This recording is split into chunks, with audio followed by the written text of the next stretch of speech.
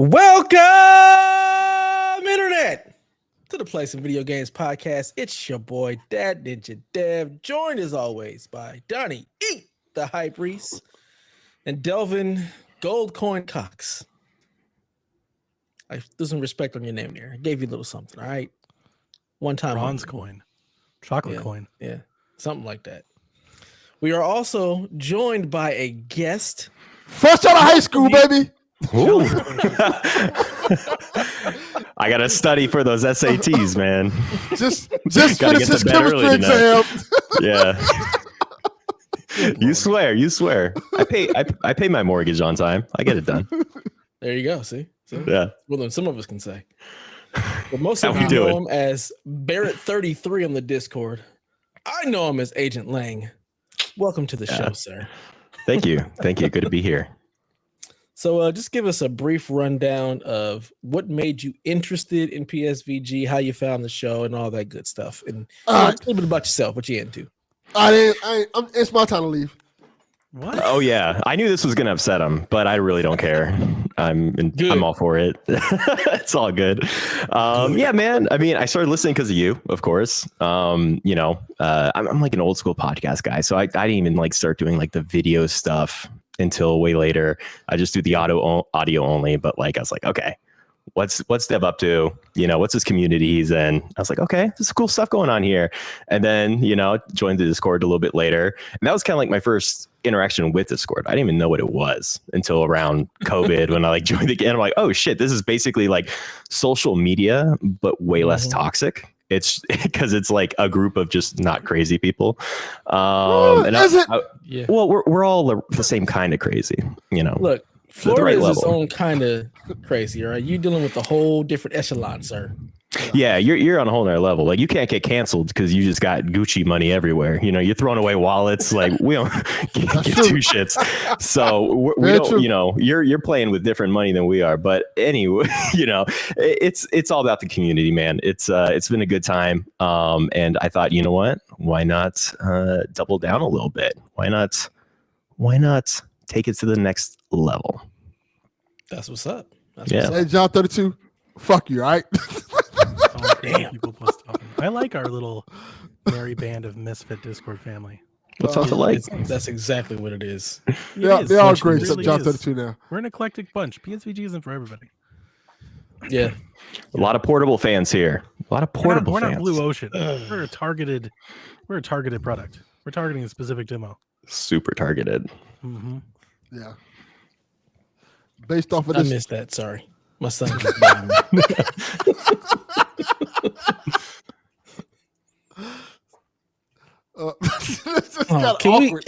Can we just kick D Life out the chat? He's got to go. He's got to go. Rap mogul. Keep man until he says something about like iPhones or smartwatches and shit. Then he got to get the fuck up out of here. I mean, that's gonna happen. Still believing the hoax that you rap. I know, right? That's what I find the most funny. They're gonna make a Netflix documentary on this. Like, there's no evidence. This ruse that Delvin put on the long con. I never want to know where the money comes from. I want it to be like a surprise, or I don't want to find out until like they figure it out. Like drugs. It's drugs. You've seen sure. Come on, we don't have to like Lucas. We'll all find out at the same time when the Netflix special comes out. Mm-hmm. Pretty much. Yeah. Netflix stop showing up. Come on, it's not gonna be Netflix. It's gonna be Tubi. You don't think you got Netflix? I think your story's pretty cool. I think it's Netflix. It's there's gonna be some like production value behind this. I love Tubi. It's gonna be straight to Tubi. We're definitely the Tubi podcast. Yeah. Ridiculous. Yeah, that sounds about right. D Life is gonna play me. Oh my god. Is he gonna be a Pacers fan? Not a Bulls fan, right? Pacers fan. Well, he's already a Pacers fan over a Bulls fan right now. As he should be. Mm-hmm. Bulls. Bullshit. That's accurate. That should be the NBA City Edition jersey. Yeah. Just bullshit. Just a big ass turd on the jersey. Yeah. Yeah. And Barry, you're actually in Chicago, right? Oh yeah. It's cold. Well, they're gonna beat you He's up. allowed to root for the Bulls, not you, Daniel. Not you. No, Daniel. I spent years thinking Daniel was like in the heart of Chicago.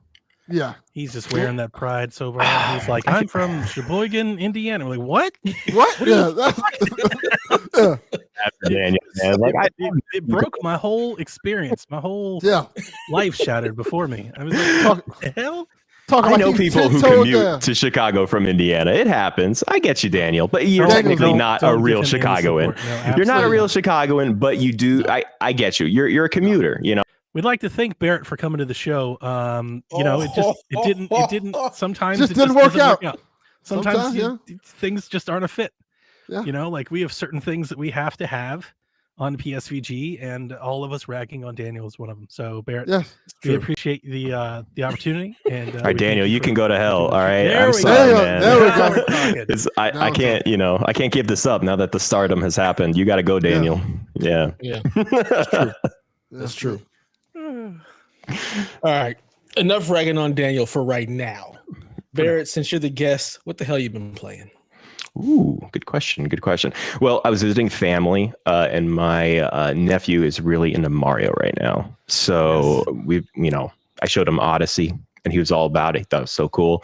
Played some Smash Brothers, Mario Party, all that good stuff. But what I've really been doing for like the last month or two is I've been going down by the river, playing that Baldur's Gate 3. Chat knows what I'm talking about. Baldur's Gate is the real ones do. The real ones do. They're playing it. It's here yet. He ain't playing that. That's going to be like his Tears of the Kingdom, where he's like, yeah, I'm still, I'm in Act 1, and it's like it's like June already, and he's barely gotten out of the Goblin Camp, but that'll require him to actually play the game. This is going to be his Elden Ring. He's going to talk about playing it and never play it. I can see that. I can see it. Like Tears of the Kingdom, it reminded me a lot of Elden Ring, actually, like when I played it, but it's like definitely more accessible. Like I loved Elden Ring, but I didn't beat it. I beat Tears of the Kingdom. Like you're able to get through that game. But I don't believe anybody beat Elden Ring. People who said they beat online. It's funny. So like some guys, just like some random, like, dude, just like I called him into my game in Elden Ring, and he dropped like 50 of like the biggest runes you can get, where like it'll basically give you a ton of experience where you can like level up and just get super OP. I don't know if he was like thought I was a guy that he worked that out with, where he was gonna like sell them to me or something, but I got the ability to just scale my character like crazy. But I didn't do it because I didn't want to cheapen the experience, but like I also didn't beat it. I walked away. So I was like, you know what? Give me free experience. I'm going to do it. I'm going to revisit it when the DLC comes out, and I'm just going to the moon with my character, screw it. But yeah, man, Baldur's Gate, it's a great time. Beautiful game. It's just a lot of fun. It's RPG goodness, through and through. Nice. Anything to Fuck say? you, Delvin. Delvin, nothing to say on Baldur's Gate. Where you at in we don't want to hear Delvin. I have something I'm going to say something that's going to make Donnie very happy when you get to me. Well, we're not going to get to you tonight. Donnie, what are you playing? Well, I'll see you on Shack, Delvin. It's been fun.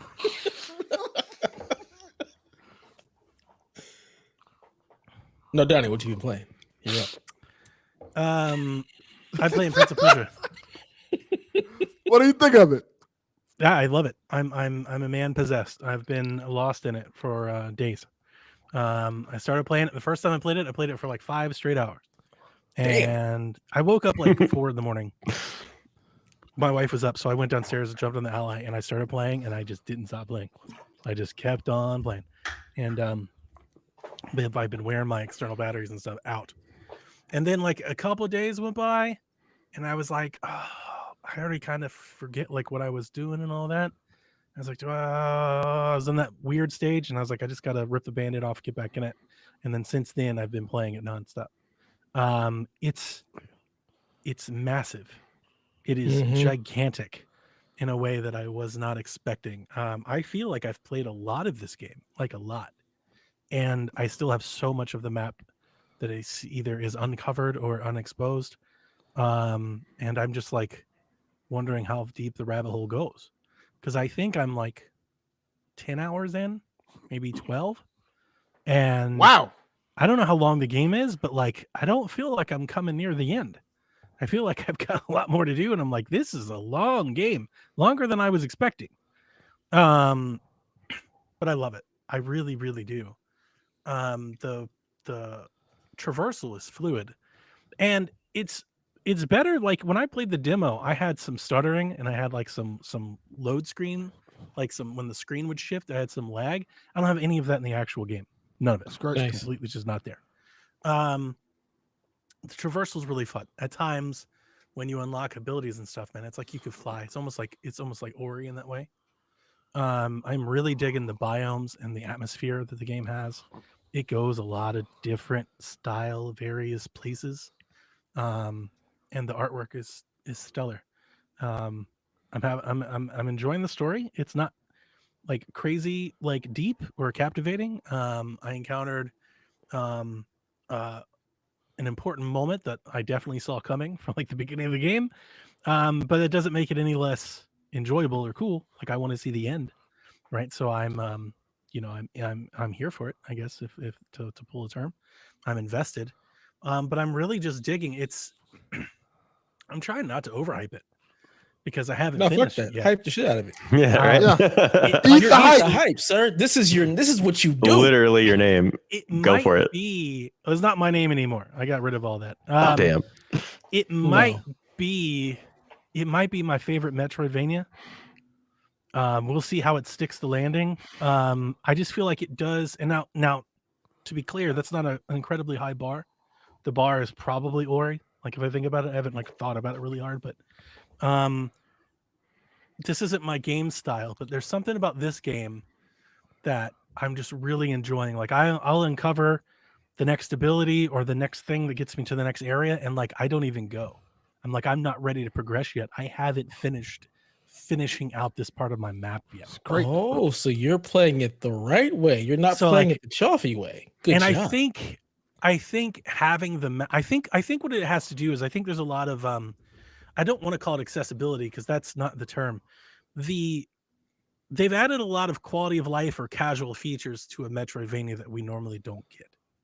And the Mhm. ability to like buy maps from a character in the game, to unlock the map, to like have direction, to save the little clip arts of like places that you want to revisit, the little shared memories or shards or whatever they call them.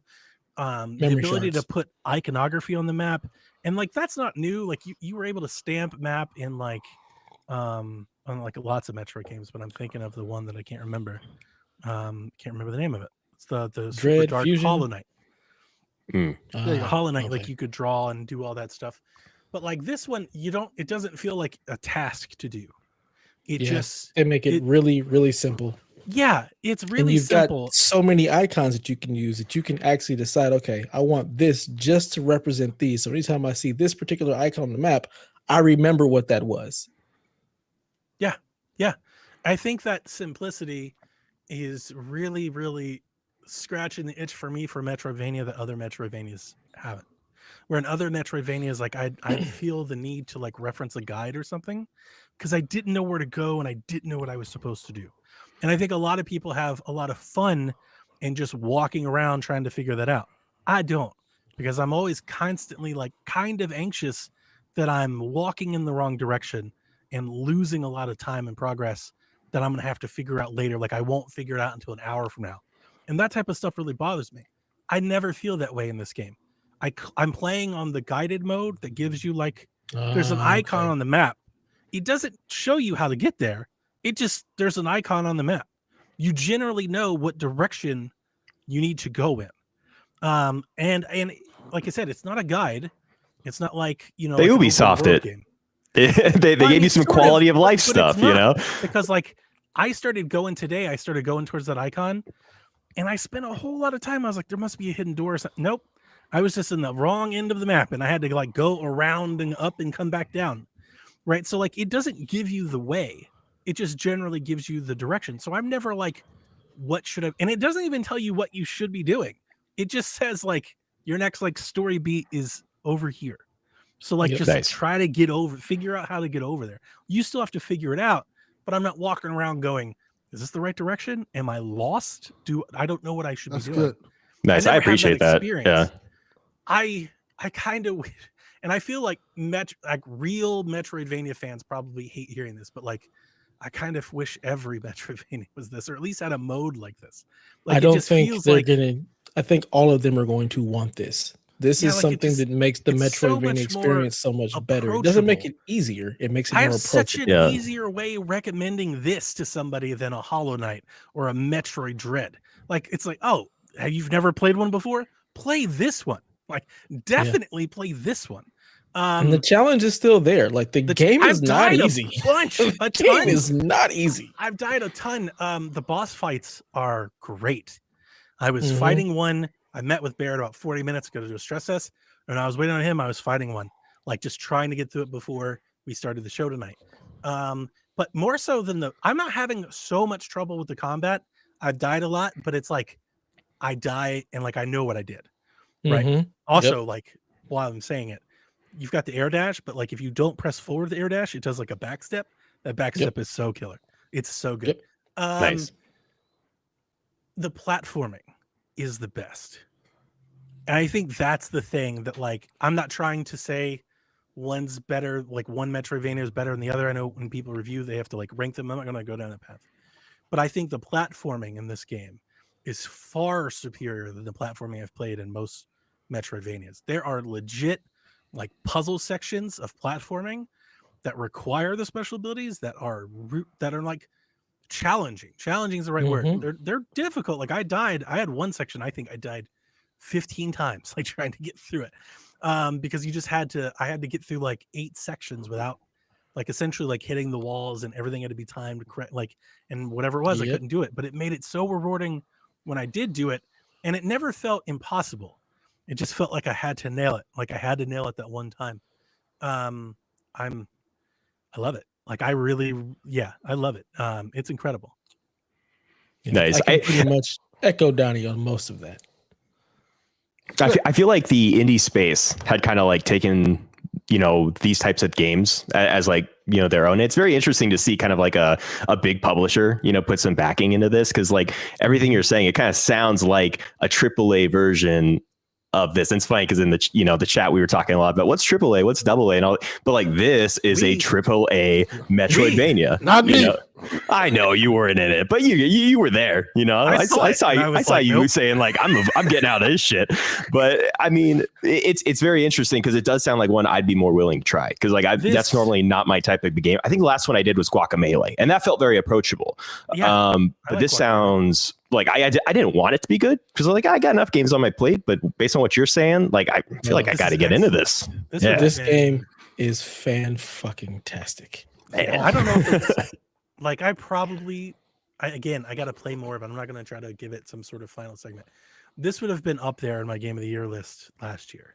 Nice. I don't know if it could supplant Mario, but like just already thinking about it, like it's right there. It's like right, like I am 12 to be 10 hours in. I'm as positive on a gaming experience as I can be with this game. Based off this 2024, it might be your game of the year. Not even out of January, and you might be right. It's very, really very good. possible. It's shelf I'm worthy. maybe 5 hours in, and everything Donnie is saying, this game is it's something special. Just the map design alone, the little quality of life things make the game so much better, and it just feels really good to play. There's a ton of depth to the actual combat itself, all the traversal, all the stuff on the map, the hidden stuff. It's just oh my god, it's chef's kiss. I absolutely adore this game, and I'm been itching to get back to it like all day. When I'm not playing, I'm like, I want to play. Yeah, I want to get back to this. I want to get back to this. If I feel like I've been missing in the Discord, special. it's because I'm playing. This is Persia. Like you guys see me during work because I'm trying to not work, but then once work ends, I kind of go away. It's because I'm playing Prince of Persia. It's so damn good. I was not expecting it to be as good as it is, but God. And I mean, the review scores, like it actually reviewed correct as far as I'm concerned. Like it is a masterpiece of a game, and I'm not even done with it yet. And like Donnie said, the story isn't like, oh my God, but the story is really nice. Like you want to know what's going on. You want to know what's happening. These different characters, how do they all tie in? it's so good. It's so good. If you have a PC, if you have an Xbox, go ahead and just get Ubisoft Plus for a second, just to go ahead and try it out. Or play the demo. It's a demo available on everything. The demo gives you a really nice slice of what to expect from the game, because the game starts out in a very different way. Yeah, But it's that not even demo the same. kind of gives you what you need to be like, oh, this feels good to play. The So I first would time I played it, definitely Dev, because I check it played out. I played the demo twice. The first time I played it, I played until I got the dash. I was like, Yeah, I'm not right. I setting was this like, down where's until I get the this? dash. I was like, I didn't have that much time. As But I I was was like surprised how long playing it took without to the get the dash, dash. I was like, oh, this is not okay at all. You give me the Yeah. dash in the demo and take it away. I was like, absolutely not. I was so in the demo. There's a section where they show you how to use the memory, and it's like you can't reach a chest. But in the demo, I got the chest because I had the dash. Same here. I was And like, wait, I this can is the just problem. Done. And then you get into the game, and it's like now you can't reach the chest. And I was like, this injustice will not stand, man. I just kept playing. I kept playing until I got the dash, and then I went back and got the chest and went to a save point, and that's when I closed it. That is hilarious, because I definitely started got out me with like no that. dash. It's I was got like, its really? hooks in me like that, where I don't like pick up and play like I play. I pick it up, and that's all I'm doing, and I'm just playing it. And I'm like, I'm gonna clear out like this whole section of the map, this entire purple area. This is today. Like this is what we're doing. Like life stops until this is done, and then I come back in the next area, and the next area, and the next area. Yep. I think that's one of the best parts about it. It's like, you know where you're supposed to go, but it's like, but what is all of this over here? Yeah, I gotta go find everything. What is this? Especially when you get some of the abilities and they're just so damn cool. You're like, I want to find the rest of them. What else can I do? What else am I gonna be able to unlock? So just the upgrade path and just all of the platforming, being able to get through levels and do all the crazy stuff that, like, I remember watching some video that had him like just flying through a level. I'm like, Jesus Christ, this looks like some Mario Maker level impossible shit. And then you get your hands on the controls and you're like, oh, wait a minute, it's actually not that difficult. I can do this. And now I want to find all the hard places and try to get through them all. Like, it's just, it's an incredible game. It's like I said, it's shelf worthy. I'll be picking up a physical copy of this game. I'm playing Nice. on Ubisoft Plus. I'm playing on the Ally. I'm definitely, it's got to go on the shelf somewhere.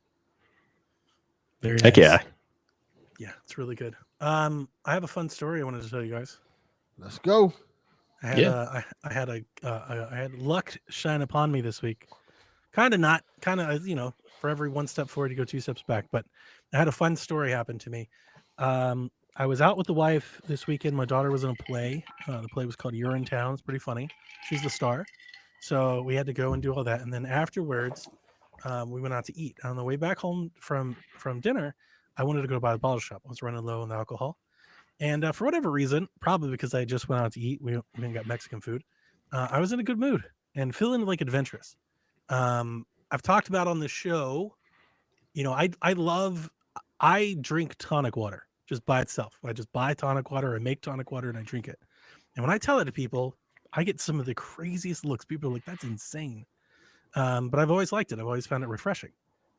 Never had a gin and tonic.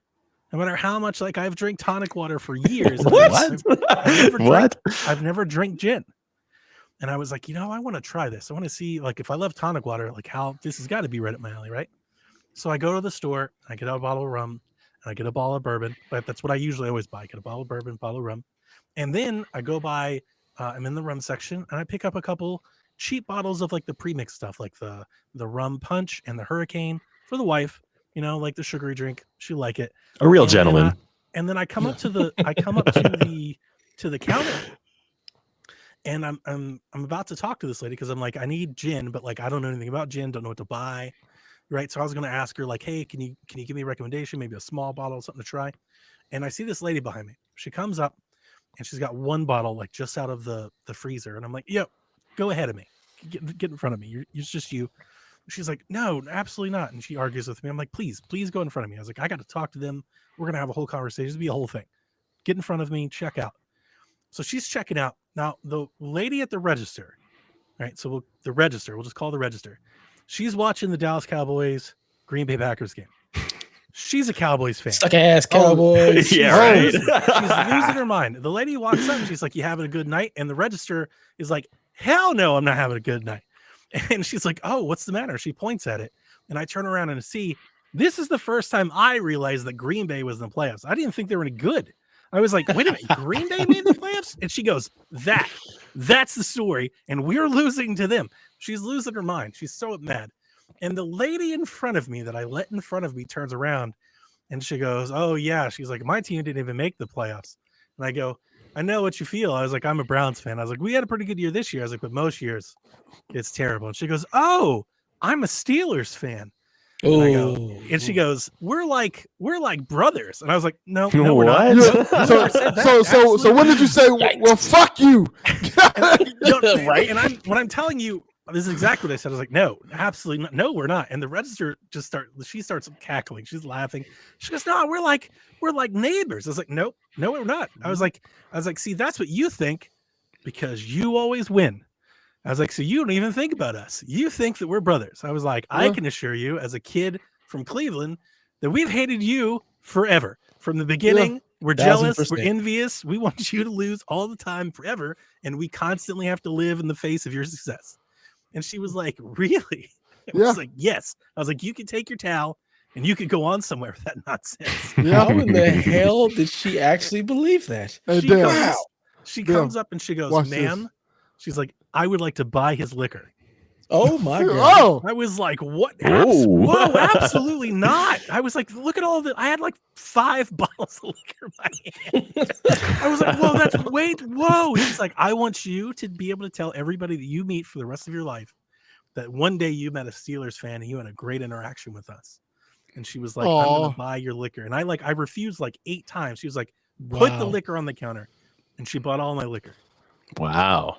And I was That's like, crazy. that is so incredible. It's so nice. The next day, my wife's battery died. And like the Prius battery is a pain in the ass. Like, yeah. It so really like is. Life comes at you in different ways. But for that one moment, it was a really fun, nice moment. And then I walked up to the counter and I was like, well, I'm looking for some gin because I've never had it before. And she was like, well, I got these little bottles. I was like, well, I just got these 5 bottles for free. I was like, so why don't let's just pick up a big bottle of gin? And I like walked out of here with like a box of liquor. My wife was like, what the fuck? Hey, damn. Yeah. How a Cleveland fan get reparations for black people?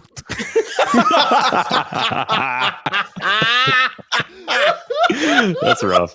Oh man. Oh, we sorry wronged the Cleveland. Smoke and Joe says Pittsburgh made the playoffs. Did they make the playoffs? They did. They lost to the Bills. Shows how much I pay attention. wow. So Yeah, fuck Dallas. Just throwing that out there. Yeah. Jerry Jones can. Yeah, go away, Jerry Jones. You're not winning. You're not winning while you're still breathing. Sorry, buddy. He ain't got too long for that.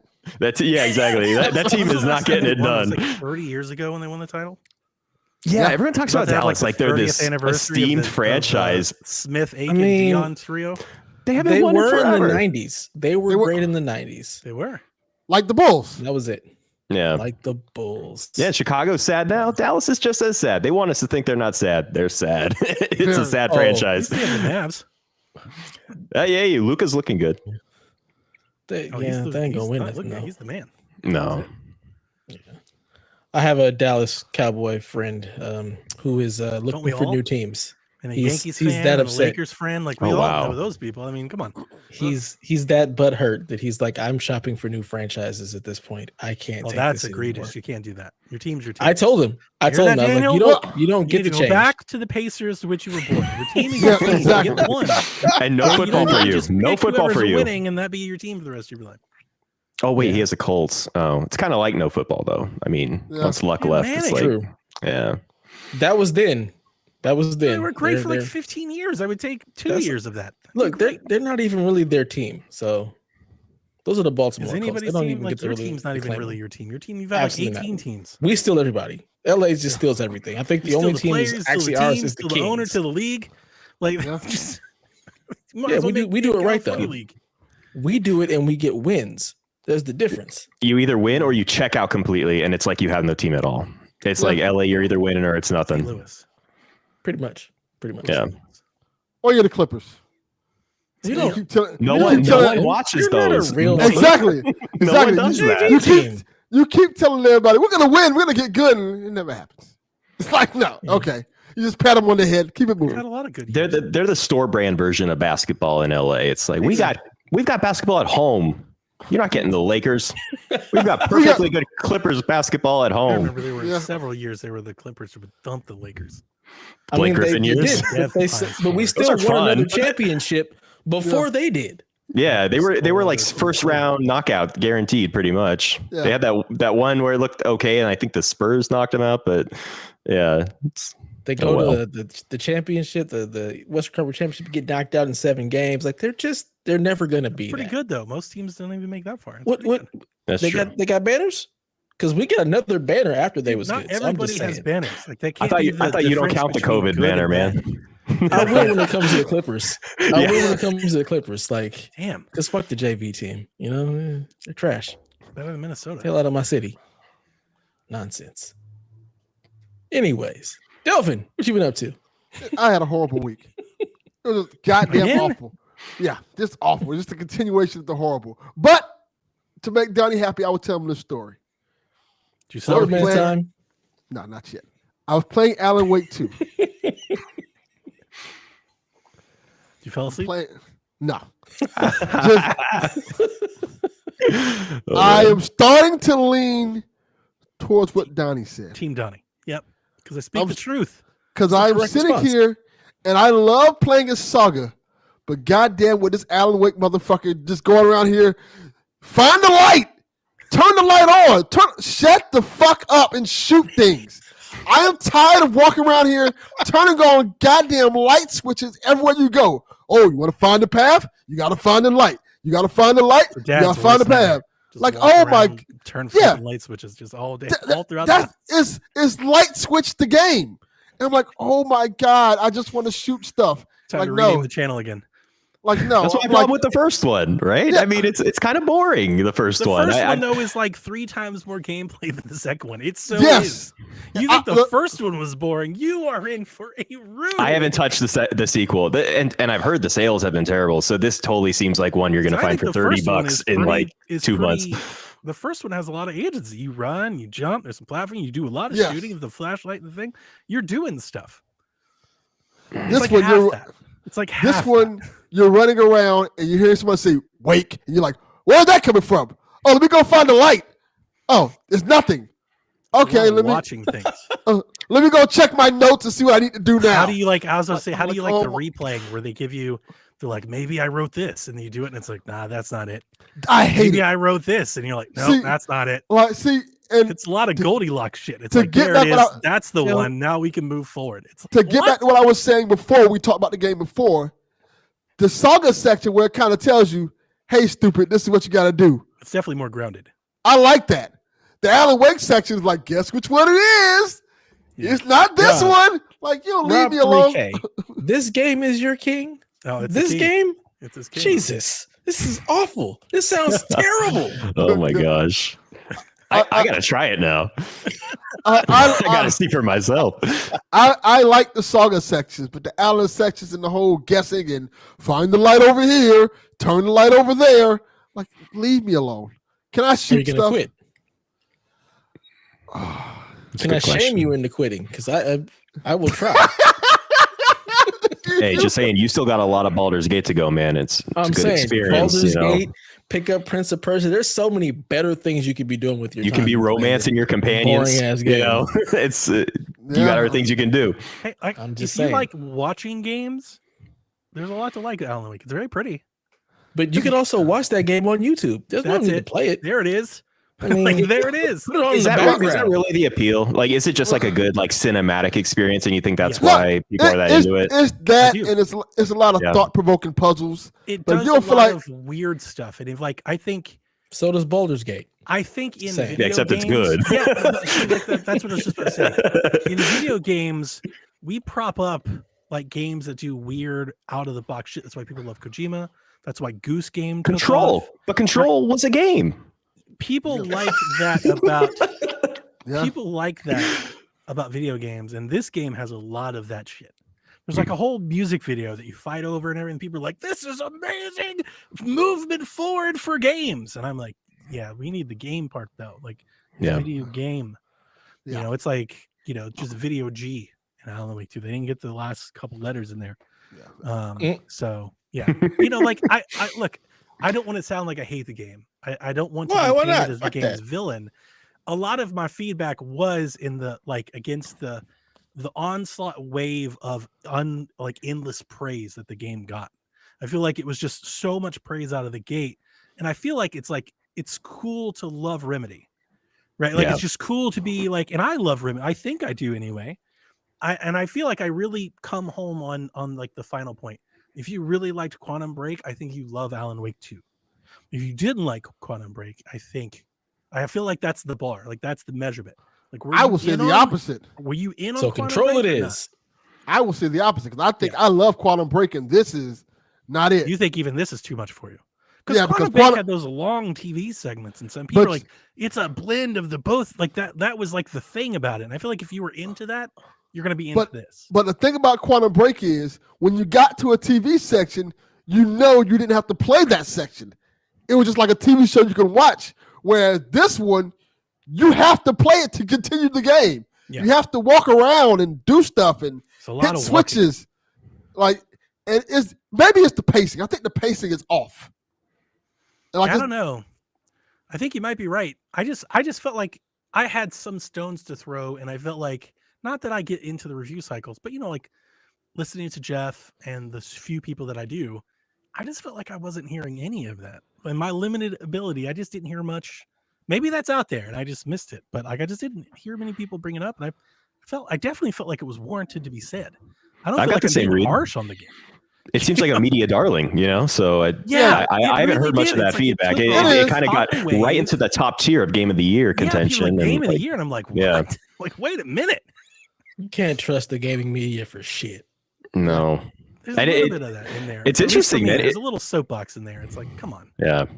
It's sold soft, supposedly. So I'm keeping an eye on it. It feels like a game that's going to get to 30 real quick, and then I'm going to scoop it up and see what it's all about. But I like Control, but and people really had a lot to say about Callisto Protocol, and I enjoyed that game a lot more than Alan Wake 2. I got to give that a try. We got it on Plus, but I haven't gone yet. But it looks good. Yeah. Look, by no means is my opinion the right opinion.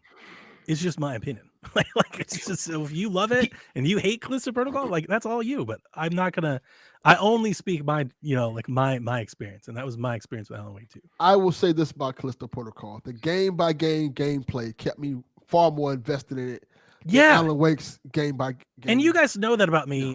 I love platformers and action games and Far Cry and shit. Like I am more of that. Give me a really fun loop, keep me constantly engaged, and I don't mind a walking simulator from time to time, especially if the story is captivating. Yeah, if you're a Metal Gear guy, Yeah, like Metal Gear. I didn't find any of that in Alan Wake 2's story, to be honest with you. I wasn't that captivated in seeing that finish and close out. Like it didn't like the walking around picking up clues wasn't enjoyable. The whole time I was just like, do something. Like let me do something, anything. So anyway, I love we've kicked off 2024 and we are still just ragging on this game. Yeah, that's about right. Alan Wake sounds like I'm still a piece of garbage. We are just losing listeners by the week, but every episode released since Alan Wake 2 is listen. I can just bet our numbers are just diving. I wonder if we're getting terrible reviews. It's okay. We're fine. Give me your hate. Give me all of it. It makes us stronger. Mm-hmm. You always feel definitely like on the outs, or at least maybe a bit protective when you go against something that's so widely adopted. I think anybody that does podcasts has all felt that way, but everybody's got a game that they feel that way about. I think that's my favorite thing to do. So it's definitely like I felt that way. I remember when Mario Odyssey came out. I was kind of like, it's good, but like people were not having it. They were mad at me. And Alan Wake is definitely like that next chapter of that where everybody's talking about how incredible it is, and I'm just like, I think the best part is that like nobody's really talking about Alan Wake in our Discord except for Rob, and we're just like, we don't care. It's very targeted. Right. It's just Rob. Like nobody's talking about it in our Discord, and he was like, why is no one talking about Alan? Because Nobody No one here gives a likes fuck. Alan Wake, apparently. As John points out, yeah, Sorry, not all Rob. games are for everyone. That's for sure. Yeah, 100%. but that's also a good sign. It's a flavor of the month a little bit. You know, I mean, Mhm. people are talking about Baldur's Gate I see TikToks on Baldur's Gate Still, all the yeah. time. Still, So you know, much. and Baldur's I know that's like a cultural moment game, but still, like you see that about other stuff. But it seems Well, I like the think the Alan thing's Wake gonna come back conversation died around. fast. At the video game awards, like the developer awards, that thing is gonna, I think it's gonna clean up heavy. Oh yeah, big And then they time. released their first DLC drop. Like, yeah, Baldur's Gate's not done. It's gonna keep going. As someone who's played it, like I would love DLC for that. I'm not a big DLC guy normally. Didn't they Like just say they were working on it. Like they just said that they were like in production on it.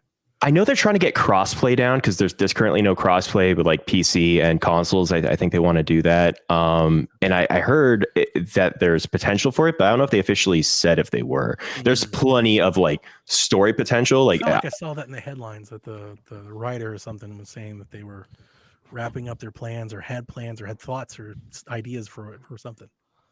Avernus, bring us to Avernus. We got to go. Let's do it.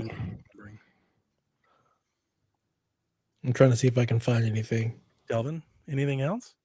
Well, look, I will leave it up to the audience then. Y'all can pick. Y'all can go in the Discord and pick. Should I continue Alan Wake 2?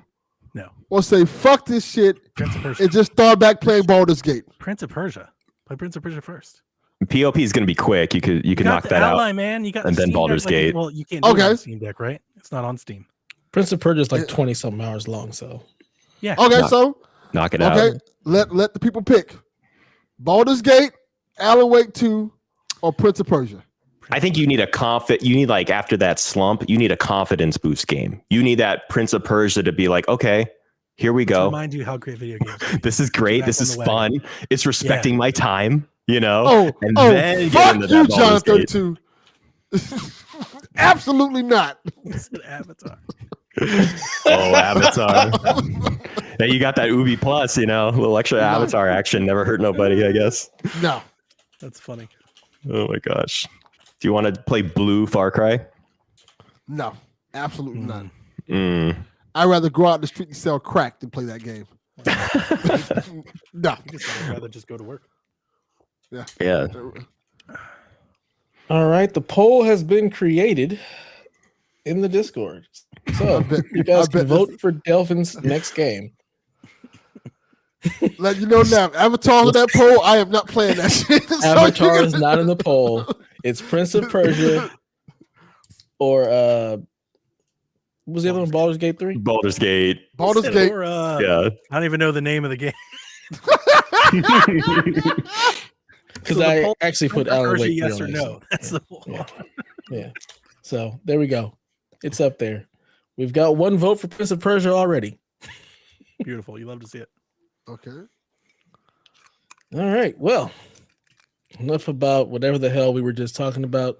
Let's move along. Donnie, get us into the news. Well, speaking of whatever the hell we were just talking about, speaking of Ubisoft Plus, Ubisoft Plus got some updates and an interesting statement. But let's talk about the updates. Ubisoft Plus on PC is getting rid of their tiers that they used to have, and now we're now going to Ubisoft Plus Premium, which is everything. Like that's the day and date thing on it. $18 a month, Ooh. and adapting to what they did on PlayStation Steep. and I believe Xbox. Ubisoft Plus Classics now at $8 a month, and that gets you their back catalog games and not like day and date games. There's like 50, and they're not like super old. Like you can get like Far Cry 6 and stuff in the back. Yeah, that's technically what's in PS Plus right now, right? That Yeah. classic Mhm. tier. Yeah. Okay. So like what they used to do, and I don't remember the tiers, but like I had the premium tier, and I think it was like $13.99 or $14.99, and it was like 14. just PC, or you could pay a little extra and you could get your PC and connect to like clouds. You could play like Luna and stuff like that.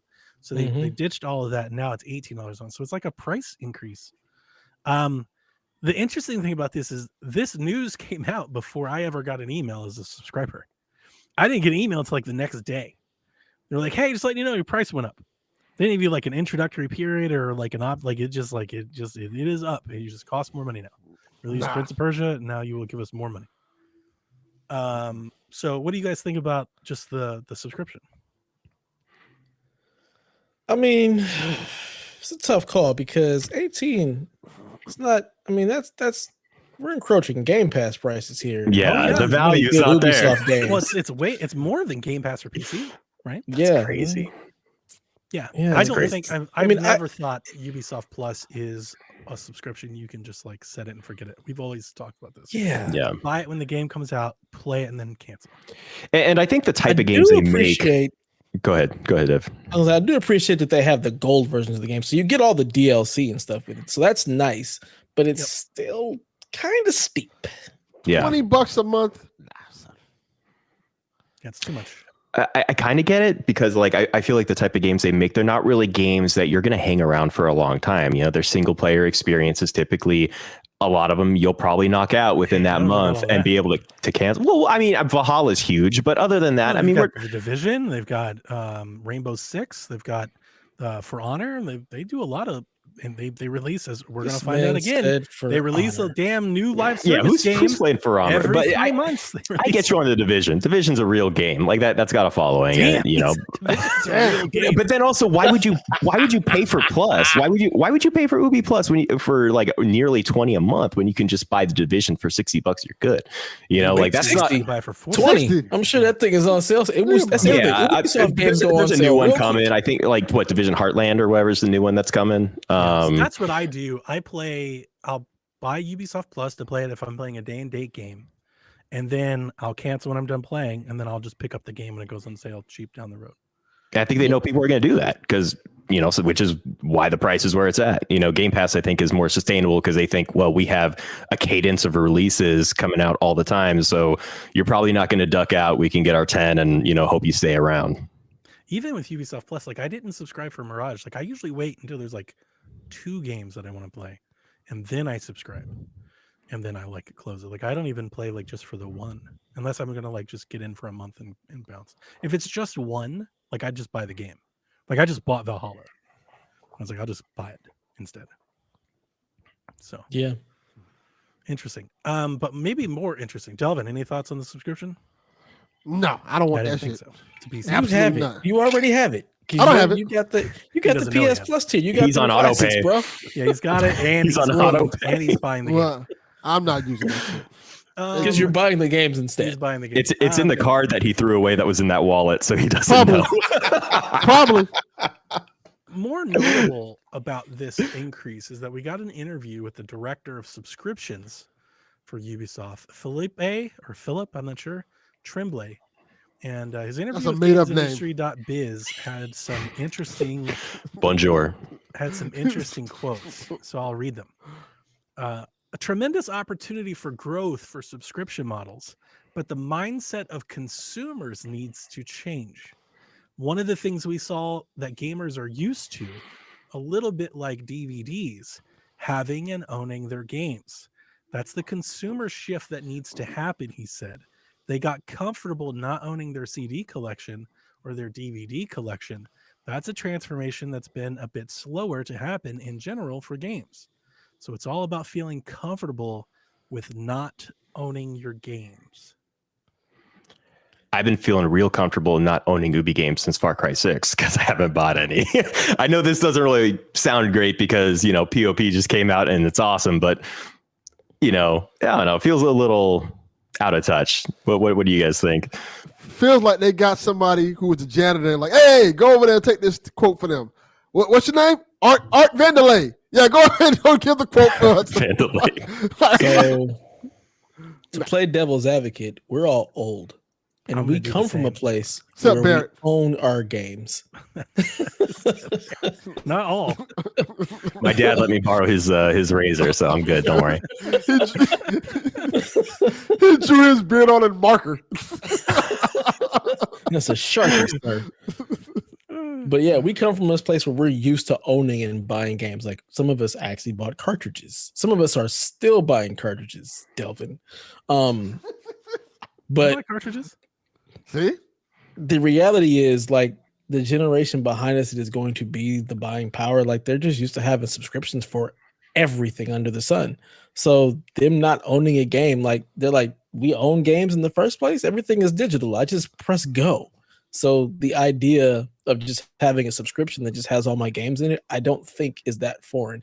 And all of the discourse that I've seen around this, the people yelling and screaming are all the old people who were buying games, not the people who are actually going to be, who are just used to having subscriptions. And I mean, everything is a subscription nowadays. So I don't think this is that far off. I've got a couple of things I want to say, but I just want to retort to what you just said. Subscription service, at least on consoles, have flattened across the board. PlayStation, Xbox. So I don't know. I think there's something to be said about challenging how much demand there is for a subscription, because it hasn't taken off. But back on the topic at hand, I've got two things I want to say. I think number one, I think the easiest fruit, the lowest hanging fruit to take on this, that I think any podcast talking about this week is going to cry about how owning games and physical is the future and stuff. Like, that's a low hanging fruit, right? I'm not going to parrot that stuff. But what I do want to talk about, I think maybe diving into this a little bit more, because I kind of agree with the statement, but for a different reason. I want to talk about a little deeper. Why do you think the transition for the media has been slower to take off? Because I think there's a lot of good reasons why. And I think that's often lost in this conversation. People aren't talking about that so much, right? He brings up music, right? I had a whole Trapper Keeper full of CDs and shit, like everybody else did. Tapes. I had 8 tracks. The reason that people were able to go digital and give up their collection, as he puts, is convenience. We went from traveling around with 100 CDs in our pocket, being able to listen to 12 songs at a time, to being able to put 10,000 of them on a device that could fit in our pocket, right? The same thing for movies. We went from having boxes of DVDs, even though I still collect movies, to being able to just click on an app without leaving the couch and having access to thousands of them. I think a big part of the video game subscription that these people aren't addressing is that they act like they're the same, and they're not. You can have a video game subscription, but you still have to download 250 gigabytes of something to play it. It still takes a long time to play. You still have to have the hardware to play it. There's a lot more to it. It's not as convenient. Unless you're Daniel. Yeah, it's not as convenient. Also, let's not just overlook the fact that DVDs at Blockbuster used to be $3 for $12. CDs were $12.99. Video games are $70 each. Yes. If you're somebody that's buying 10 of them a year, that's a significant investment out of your annual budget. They also have significant resale value, which is something that a lot of music didn't. I know vinyl has definitely come back around, but CDs and tapes didn't have a big, significant resale value for the most part, and neither did DVDs. Do games not named Nintendo still have significant resale value? Not as much with the rise of digital, not as much, but still, you can still trade them in to get new ones, right? There's still that convenience factor. There's a lot of factors chipping away at the convenience of a subscription. It's not just I log in and can play anything that I want at a moment's notice. It's not that seamless yet. Let me add something else to this, by the way. When it comes to music, with music, you can buy a subscription service, and all the music you want is pretty much there. It's not the same with video games. If I buy PlayStation Plus, all the games are not necessarily on there. Xbox games are on there, several games are on there. If I buy Spotify or Apple Music, anything I want, everything I want is right there for one price, and it doesn't really change. It's all right. You need one ring to rule them all. Is what you're saying? Yeah. You need to get the one ring. Pretty much, yeah. I had one more thing. A lot of times with your music and your movies like that, they don't go away either. Yes. Right. If I buy, they don't disappear. We haven't seen that happen in video games. We're still talking about whether or not the next console is backwards compatible with this console. Right. It keeps coming up. There's lots of stumbling blocks to just give a company your subscription indefinitely. They got to focus on that before they start going why aren't more people subscribing? The future subscription. You have to make the future subscription. Yep. Right. It has to be convenient and seem frictionless for people to just. It's going to be much more difficult in the console space. The PC space is much easier because everything kind of goes with you. Wait till Steam. And then, what? I'd love to play devil's advocate on this a little bit, because I think, we're seeing a lot of, and by all means, Game Pass is the far better value. I think we all agree on that in comparison to Ubi Plus. Yes. And Xbox has been pretty quiet about the subscription growth on PC and just kind of like overall. And like, can you honestly think of a more possibly frugal or aware consumer than the PC gamer? Like, I can't think of a harder gamer to earn $1 from than a PC gamer. Well, the funny thing about that is you're absolutely right. I'll just Yeah. back you up. I can prove your point. There are people that pay money out of pocket for a game on Steam versus playing that game for free on Epic just because they don't want to launch a launcher. Yeah. Yep. Yeah. Like not like one person, a lot of persons, like a lot of people.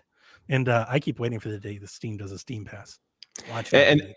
And that's why I think they're kind of getting a bit more multi-platform with this console stuff, is because they, you know, like honestly, like PlayStation is the more casual console. You know, it's like I think the attach rate, you know, on casual console. I mean, of the, you know, the Xbox, PlayStation guys, but you know, like I think Xbox gamers are a bit more hardcore. You know, PlayStation, you get a bit more of the sports game only guys and stuff like that, the cash people. But I think they'd be way more likely to subscribe and kind of just let it fly. You know, where they're not paying attention. It's just accruing. You know, the Delvin, right? I know, you know, lots of those people. You know, it's Delvin's one of them. Exactly. So I think those are the guys you got to go after if you want to make these subscriptions grow. I think that explains some of the actions we're seeing, you know, from Microsoft. And I just think this Ubisoft stuff is a little weird. They seem kind of non-committal on their subscription service until now, and then now suddenly they're going really gung-ho about it. You know, they're talking to us about how it's the future, but I don't think they really took the steps to show us, you know, they're building the future here in the same way, you know, Microsoft has. And to a lesser extent, you know, PlayStation with Plus, but it's, you know, time will tell. Also, I'm going to be frank here. You got to kind of know your value. Exactly. Like, if you see what Game Pass is doing and for the price they're doing it for, if you even see what PlayStation Plus is doing for the price of doing it, and then you look at you, but you're like, the values don't equate to each other. So people see that. They're like, why would I pay $18 for this when I can get Game Pass for cheaper and get more stuff to play and a constant stream of stuff to play? You have to be an enthusiastic Ubisoft gamer, which I think is what their subscription is aimed at. It is. Yeah. It's aimed at that person who just wants access to all the Assassin's Creeds, all of the Watch Dogs, all of the Rayman's, all of the Just Dance. Players with this. They're not trying to. Yeah, no. I think it's like we're going to get the enthusiasts. They're trying to have an alternative, so they're not consumed by Game Pass. They don't want to be like EA as a part of somebody else's subscription. I think they're trying to have their own. They're trying to have their cake and eat it too. This just has Peacock energy. It does. Yeah, it does. Like, really, it really does. Delvin mentioned like the music streaming. I think the gaming streaming is way more comparable to the movie streaming services. I agree. There's a couple where you're like, what value are you giving me? I don't care if you are only $5 a month. I'm canceling your ass. Yeah. Like the thing with the streaming is, and I think it's a part of Xbox's vision, is it needs to be everything. Yep. You don't buy a per license streaming thing to watch it. Like, that's absurd. Nobody's ever going to do that. The only way that you break into that in a major way for millions of customers is you give us money every month and you can play whatever you want. You know, because you're not, there's no owner, there's no veil of ownership like there is with licenses. Like, there's no veil of ownership. You're literally just renting at that point, you know. So like, you need a wide buffet to choose from. You know, you need to be Netflix. Yep. You know, could you imagine if Netflix, you clicked on a movie and it's like, we need an extra couple bucks for this one though. You know, like that's like the Stadia thing. Like, it's absurd. Yeah, hell no. You know, or like, could you imagine you clicked on Netflix and it's like, you can watch this, but only for the weekend. You know, like that's what PlayStation Now is trying to do. Like, you know, like it doesn't work that way, and it won't. So, yeah, interesting comments and interesting things. I will be canceling my Ubisoft Premium after I finish Prince of Persia. And actually, if you remember from last week, I said I wasn't going to play it. I talked about it in the Discord, but listeners may not know. I was going to skip Prince of Persia, which I'm really glad I didn't, because I was going to play Cookie Cutter. But when I went to go cancel my subscription, it renewed that day. Like the day we were talking, the day that I was sitting there, like, I might wait. It renewed that day, and I was like, well, I've got 30 days to play Prince of Persia. So be it. Prince of Persia it is. And it's great. Yeah. It's so good. It's so good. Yeah. Nice. It'll be interesting to see how all this stuff pans out, because like, even like you said, like you have all the music. What about servers that get turned off? Like, games just kind of go away. What about licenses that just, you know, expire? Like all the Transformers games. Like, you know, like movies. Games are evergreen like that. It's a mess. And- It's a and mess. games Yes, are- it is. Games are more expensive than movies. They also discount at deeper rates. I mean, we were just talking about Alan Wake and how I feel like I'm holding off because I feel like that's a $30 game. Not that it's a 20. quality of a 20. $30 game. I just see the writing on the I wall. think you It's have a lot going of to. them for $30. I don't want It's to a- just make this yeah. a bashing thing. It's not a bad. No. It wasn't an I intent just to. didn't think it was game of the year. It's not awful. Exactly. I'll bash it. 20. I want to play it. If I want to that play used. it. Dev wants all the smoke. But we Give me all we the generally know, unless it's like modern warfare, we're going to see a cut pretty quick. And Ubi games were the worst with that. As far as like, Oh my you would God, see yes. Ubi games that were popular and would come out around like October, and then they would be the cheapest games on Black Friday ads, $35 for Absolutely. the latest Assassin's Creed, like 2 months later. It's like, you want me to buy into your value prop on your streaming service when I know your game's going to be cut in half in like 3 months? I'll just wait. I'll give you a positive just to round this topic off with your negative. I really do enjoy Ubisoft's system. I won't just specifically say Ubisoft Plus, but the fact that like I played Valhalla. I bought Valhalla on Xbox. I played it for probably 50 hours on Xbox, and then I got it on PC, and my saves and everything instantly transfer. Like they have cross save everything across all their systems. That's Cloud nice. saves are enabled. I didn't have to do anything to make it happen. It just automatically happens. I picked up right where I left off, played it for like another 50 hours. Then they dropped like Ragnarok, and then I subscribed to Ubisoft Plus for the DLC. And then I played that, and it all just worked. And I can go back to my console at any point and pick it back up. Like it is very nice and convenient. Like their system works. If you're willing to adopt it, it does work. I do like it. a lot. Their cross save is really good. It works everywhere. You can just jump all across wherever you're playing, and it just goes right along with you. As Yeah. long as you're logged in and you play, you're good to go. That's and cool. the beta Cool. launcher is very nice. Plays very well on the handheld, and like it's. I like Ubisoft. Like I mean, I'm a big Yeah, supporter me of too. Ubisoft. And I like. I'm lot a fan of their Ubi. games, so, I got yeah. no issues with them. I'm just not paying $18 for your service. Yeah. Yeah, Just I'd not rather doing just it. buy the games. Speaking of subscriptions, we got Game Pass updates. Those who remain are out. Is that today? I think it's yesterday. Turnip Boy Robs a Bank and F123 are out today on Game Pass. Pal World is out tomorrow. That's the Pokemon with the guns game. That's what we're getting. I'm going to be playing that. I have no Wait, idea time what out. I'm getting Are into. you gonna buy it, Delvin, or are you gonna play it on Game Pass? Game Game Pass, Pass. baby. Game Game Pass. Pass. Are you sure? there it Are you is. sure? I'm positive. Add the game to Those the who- survey. Those who remain sucks. Do not play that. I have no idea what we're getting to Pal World because like the pitch of Pal World is awesome. But then like whenever I see like more than like 6 seconds of that game running like without a cut, like it doesn't look like great. Oh, it's gonna be terrible. Yeah, I think so. Like I'm kind of bracing. It's like we all get in and we're like, oh, this isn't good at all. We'll find out tomorrow. Go Mecha Ball comes out on the 25th. Brotato. Ball? Brotato is out on the Brotato. 30th. And then Delvin, get hyped. February 2nd, Persona 3 Reload drops day and date into Game Pass. And then That's the one I want to always play. So I'm kind of Anu excited. for that one. Chard, Anu Car. I don't know what the fuck that is. Some other game comes out on the 6th. This is like the weirdest fucking list of Game Pass games I've ever seen in my life. What the hell is going on? I don't It's know. Game Pass. You know, they're trying to do Netflix. They need a game for everybody. Right? Oof. Those who remain is for no one. Don't play that. Awful game. Awful. We finally found a game he doesn't like. No, that ain't it.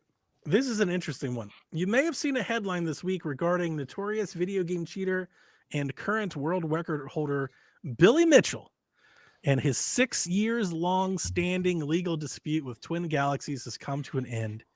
The retro game achievement tracking outfit also featured in the King of Kong Fistful of Quarters documentary from so many years ago that they settled their dispute out of court before they went to trial, and that Billy Mitchell's records have been reinstated. Oh, That's really the headline. If you see the headline and you're a gamer and all the blogs and stuff, like that's the headline. Billy Mitchell has records reinstated, and you think Billy Mitchell won, right? Like he won, right? That's not what happened. Like these headlines are misleading, and even the stories are like kind of wrong. I started digging into this. a little bit because have any of you guys saw the documentary or followed them? Like I've always kind of Yeah, I'm Team Steve Weeb all the way. yeah, of course. Like I keep Yeah. tabs on this guy because it's amazing. This guy, like he's okay. It was a So fun Dev moment said in no. time. Delvin, have you seen the documentary? You know what we're talking about? yes, and also Okay. I saw the parody of him on the regular show, which is great. Okay, yeah. And he's Nice. like in pixels and stuff. Like he's kind of an infamous persona. He's completely cheated. It's like been above and beyond proven that he used emulations and save states to get these unachievable scores. Like it's completely proven. Like tons of documentation on the internet. But because like it wasn't documented at the time, like his Guinness records were reinstated.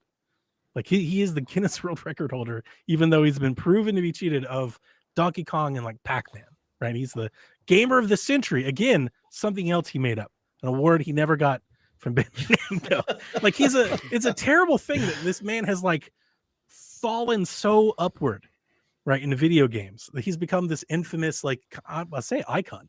Like he's like the evil villain. He's the villain of video games. So I started reading into this. And here's what I found. The headline is like mostly correct. His records were reinstated to the Twin Galaxies website, sort of. But before I even tell you about that, I want to tell you why this occurred. His defense submitted legal testimony from an expert. And if you read these articles, they list this expert. This expert came and they said that this so-and-so guy, he has doctorates from like, I'm going to write a bunch of stuff. I'm paraphrasing Harvard and all these other things. And he's been a legal advisor in like 50 cases and everything. Like, you're like, oh, this is an upstanding guy. And he said that Billy set the records not on emulated hardware, but on hardware that was possibly failing. And that may have led to the glitches that were viewed. If you dig deeper than that, what you will find is that this guy is a pay for expert witness. This guy has been in all these cases because you just pay him to say whatever you need him to say, and he does it.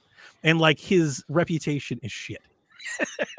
So Twin Galaxies couldn't do that research to find that out? No, they did. Because here's the other part of it. Twin Galaxies reinstated his scores to their archive version of their website that they keep on their website. If you want to go back in history and see what the scores were in like 1998 and 1992 and 1988, like they keep an archive of that, like the Wayback Machine. It is exactly like the Wayback Machine.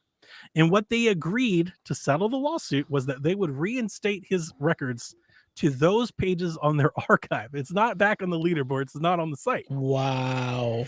So, but like all the media are like, reinstated. Billy's back. The King of Kong. Like, it's like, what are you doing? Gaming media, I implore you to do just a smidgen of research. It feels like we just love to have these little clickbait articles that don't really go into the nitty gritty. We need Donnie.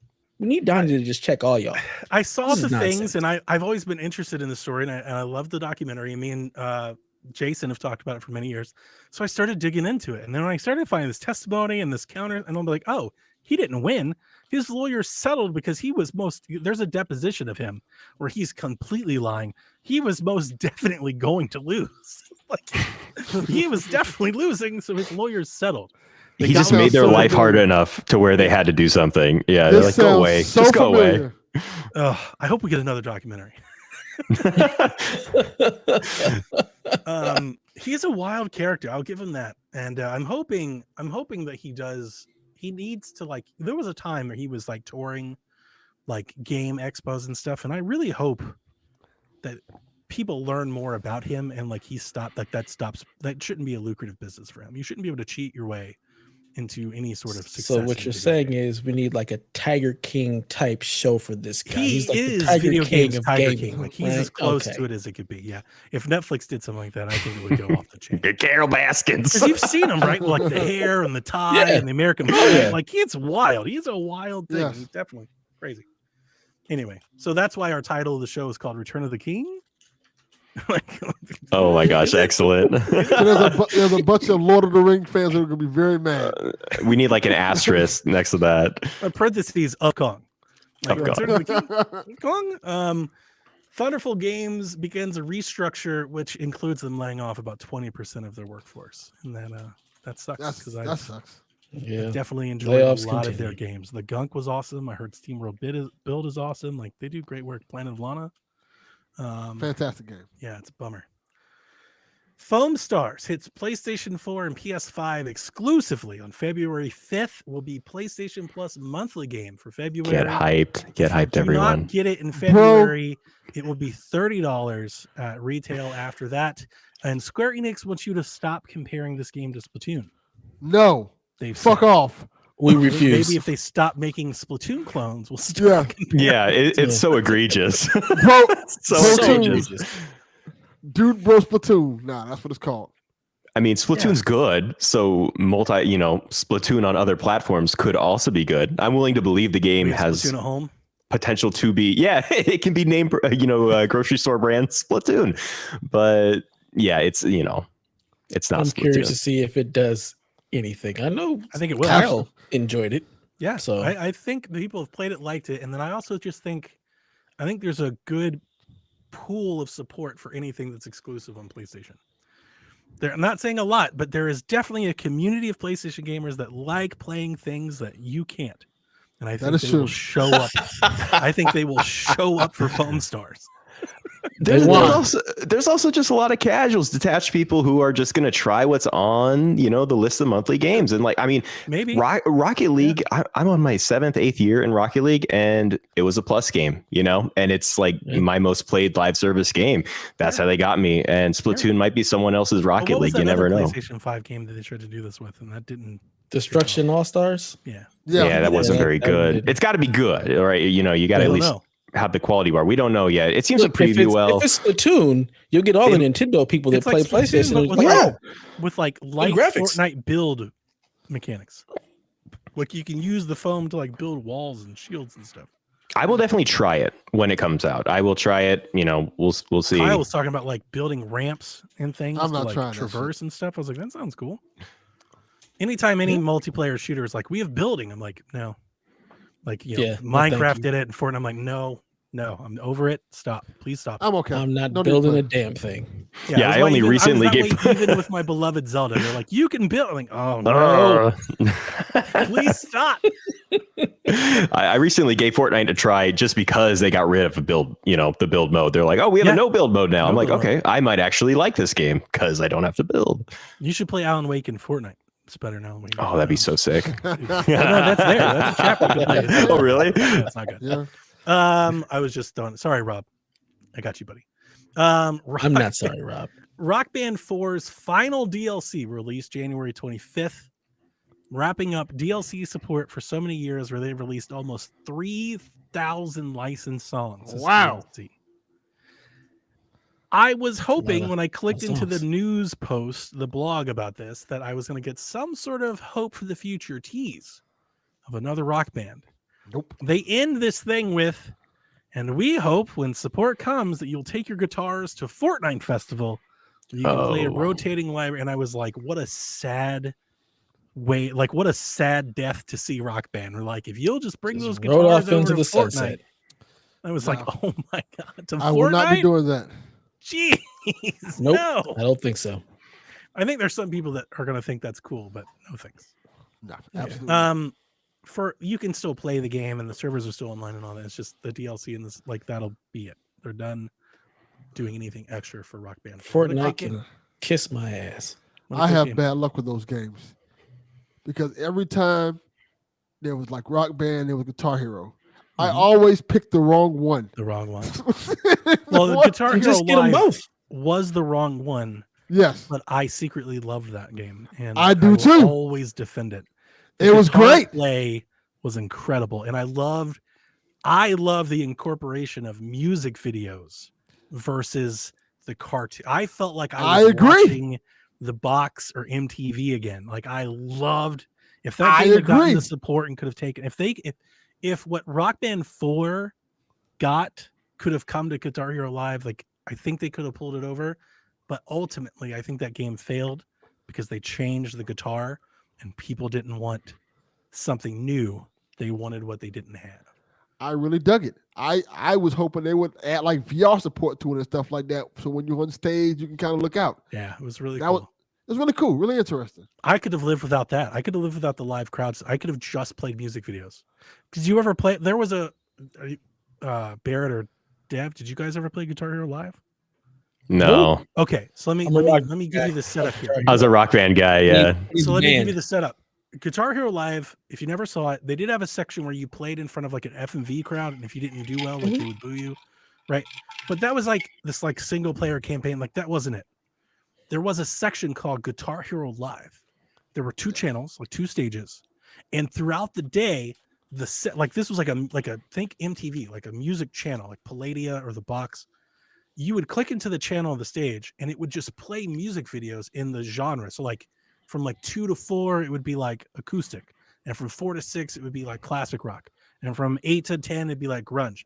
And it would just play music videos, like actual music videos that had the guitar track just layered over the music videos.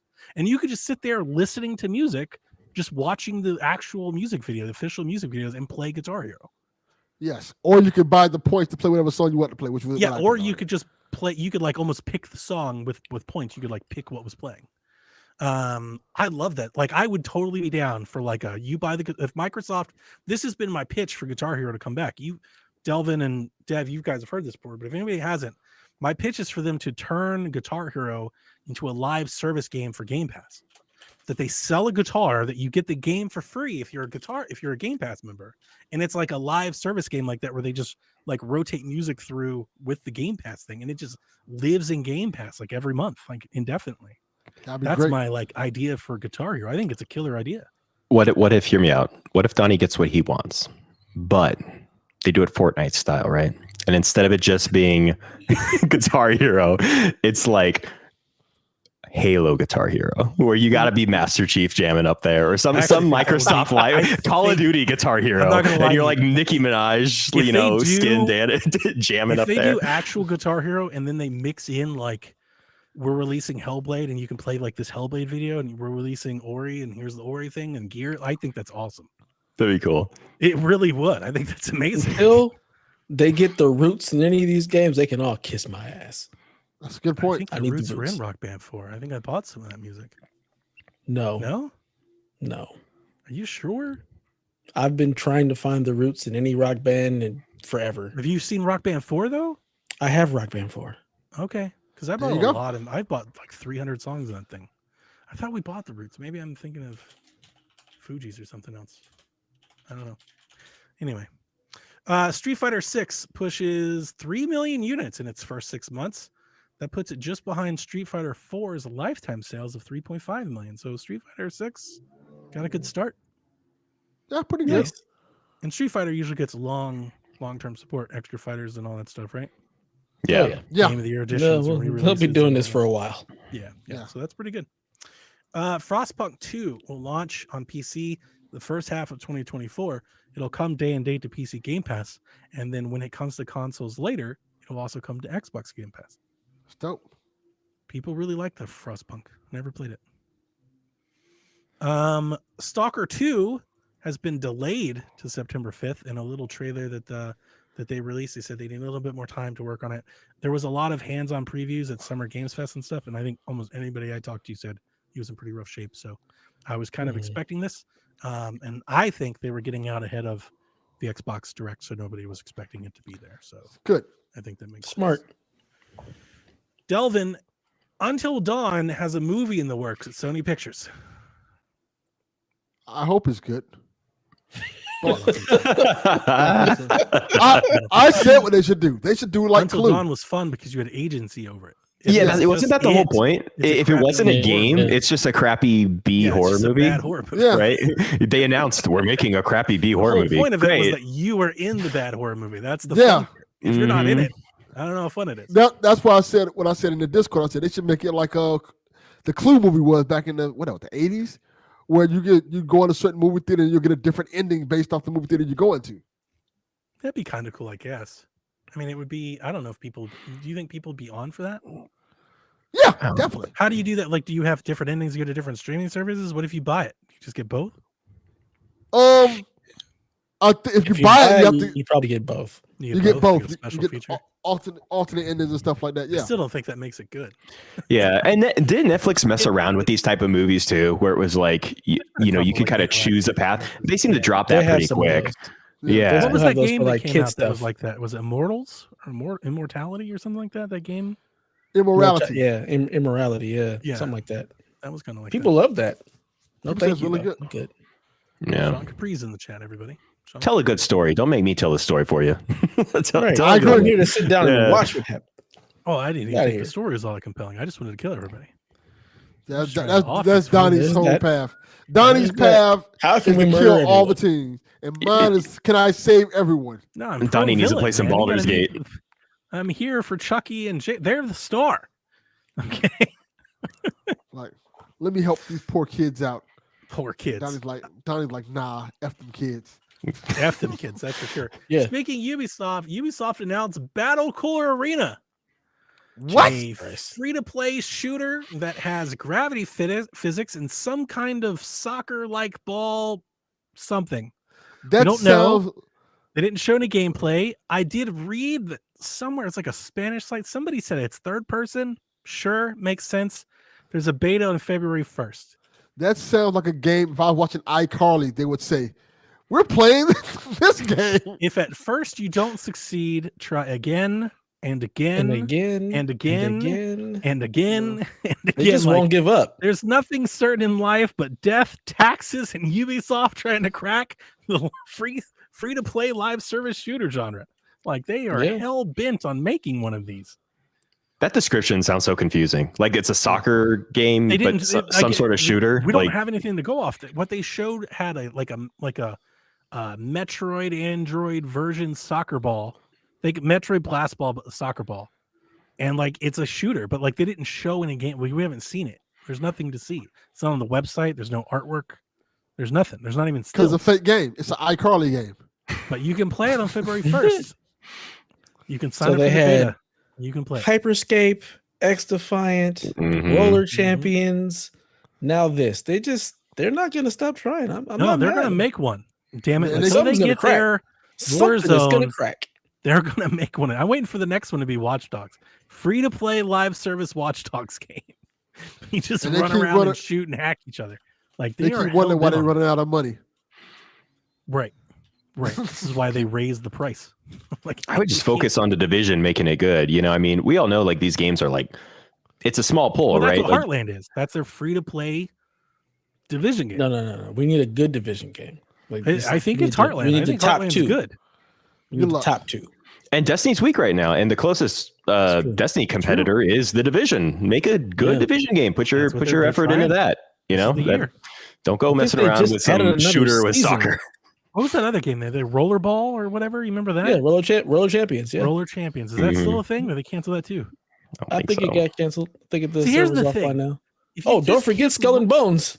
if Still you keep It's coming. coming. It's rolling coming. them out That's every sitting out 6 shit. months- if you Masterpiece, keep 10 out of rolling 10. them out every 6 months, I don't think people have any faith that your game is going to last, so they're not going to invest it into it. I agree. You know, it's like quit trying. Like give it some time, and then come back in a big way. Try to make a big splash. They all kind of keep trying to like dip a toe in the water. Yeah. Yeah, you can't go half committed to this kind of thing. You They're know, not like even like a finger. They're not 20% committed. They're just the tip. They're just like they got like a shotgun blast and Wow. just shooting everything out. Like, oh, one of them hit. No, that's not Not how yet. it works. You keep missing. So, yeah. We finally Yeah, you got some did, news Sean. Yeah, you did. on the Tomb Raider collection. That's out next month. It is using original source code. It will feature a modern full camera control style as well as the classic style. There will be a photo mode. They'll have a real-time lighting engine. The graphics can toggle between classic and new. And then there's a new character models for Laura. Cool. All right. Game. I'm not expecting it to be like amazing. I'm kind of hoping it's on par with like the Turok games, but I don't even know if it's going to be that good. But I'm going to get it anyway. I think I'm going to get it on Switch. I kind of just want it on Switch. I think it'd be fun, like fuck around fodder. You know, just fuck around with the game, play a little Tomb Raider, like go flip around the mansion, go shoot some T-Rexes or whatever. You know. And then lastly, a reminder that tomorrow or today, if you're listening to this on the podcast feed and you listen to it on the day that it comes out, there's an Xbox Direct. It's 3 p.m. Eastern, 12 p.m. Pacific, featuring almost an hour of games. They talked about the games that were coming. I don't remember them all. I know the Hellblade is one of them, and so is Indiana Jones. And that's what people are excited about. Seems like more people are way more excited about Indiana Jones than Hellblade. I've barely seen anybody talking about Hellblade, I'm more on the Hellblade side. which bombs the shit out of me. I 'cause think I people- mean, it's it might because be awesome and Hellblade is a nobody might known play it. quantity. It's a known quantity. We know Hellblade is going to be good, but what the hell is this indie game? I think people don't think Hellblade's coming out. They're like, we'll believe when it comes out. Sean, I doubt it. I have to go downtown to work tomorrow, so I don't think I'll be watching until I come home. But if you'd have me for the Xbox drive, I might pop over there because I won't get to talk about it until next week, and it'll be a week old. Yeah, please take him. That way we don't have to talk about it next week. Oh, we're still going to talk about it. You're going to hear about it one way or the other. I like how you just gave Donnie away. Take him. We don't want him. Take him for this. Take him for the Xbox. I can fill in court spot. You guys can have Barrett, and I can just leave. Damn. Hold on. No. That's not how it works. I've been trying to get off shows. Stuff. I'm going to leave before anybody else leaves. You ain't going nowhere. We own you. This is your life now. Donnie trying to be slick. I'll leave. Like, no, you won't. I mean, for you, I can go. I can tell all the listeners the news segment is going to be way worse without me than it is with me. It's going to be way shorter. These dudes going to walk in and open IGN and just start reading. Like, that's not going to, you're not going to get any King of Kong coverage for sure. Nope. They're going to walk in and be like, Billy Kong got reinstated. They don't even know his damn name. Like, I was like, who? The guy from King of Kong. Like, oh, all right, good. Yeah. Good for him. Jack Black? What? Pretty much. We ain't doing that shit. Yeah. So, that's it. I'm excited to see Hellblade tomorrow. But Dev, Rude Day segment. Oh, no rumor control, nothing. Okay. Now there are some rumors. I don't have a whole lot to go off of. Like one of them is a couple street dates, and like who knows? We'll see. What if I just make up a bunch of rumors here? Just make up. I don't want to spoil it because people So might they be get tracked. walking. You They can might do be that. walking the direct tomorrow. So I don't want to ruin it if they're watching the direct. Yeah. All right. Well, Rude Days 93. He's back. He's got stuff for us. And for the first thing of the season, me and Donnie are up one on Delvin. So suck it, Delvin. Good You were job. right on Prince of Persia. I'm proud of you. Wrong. Yeah. I'm still waiting on the final tally for last year, which you should also lose. Just saying. I'm I fine don't with want that. you to win anything. Yeah. So over under 73.5 for Pal World, aka the Pokemon with Guns game. I'll go first. Please do. I'm gonna go the under. I'll count The it. under. I'll take the over. I think it's gonna suck ass, huh? I do I too. think- I think I it's think gonna suck, but I think it'll I'm be like in hoping the that, 60s. Suck means I'm hoping suck means 74. I think like high 60s. I think you might be right, but it's Do we close think enough that I'll we're gonna counterpick you get on the enough chance. things- Maybe it's good. I don't know. Maybe Enough it's good. people to review it to even give it a score. I think it's gonna That's be a a lot good of point. sevens. Be a lot of sixes and sevens. Yeah. I'd take the under on that for sure. You don't get a vote, Barrett.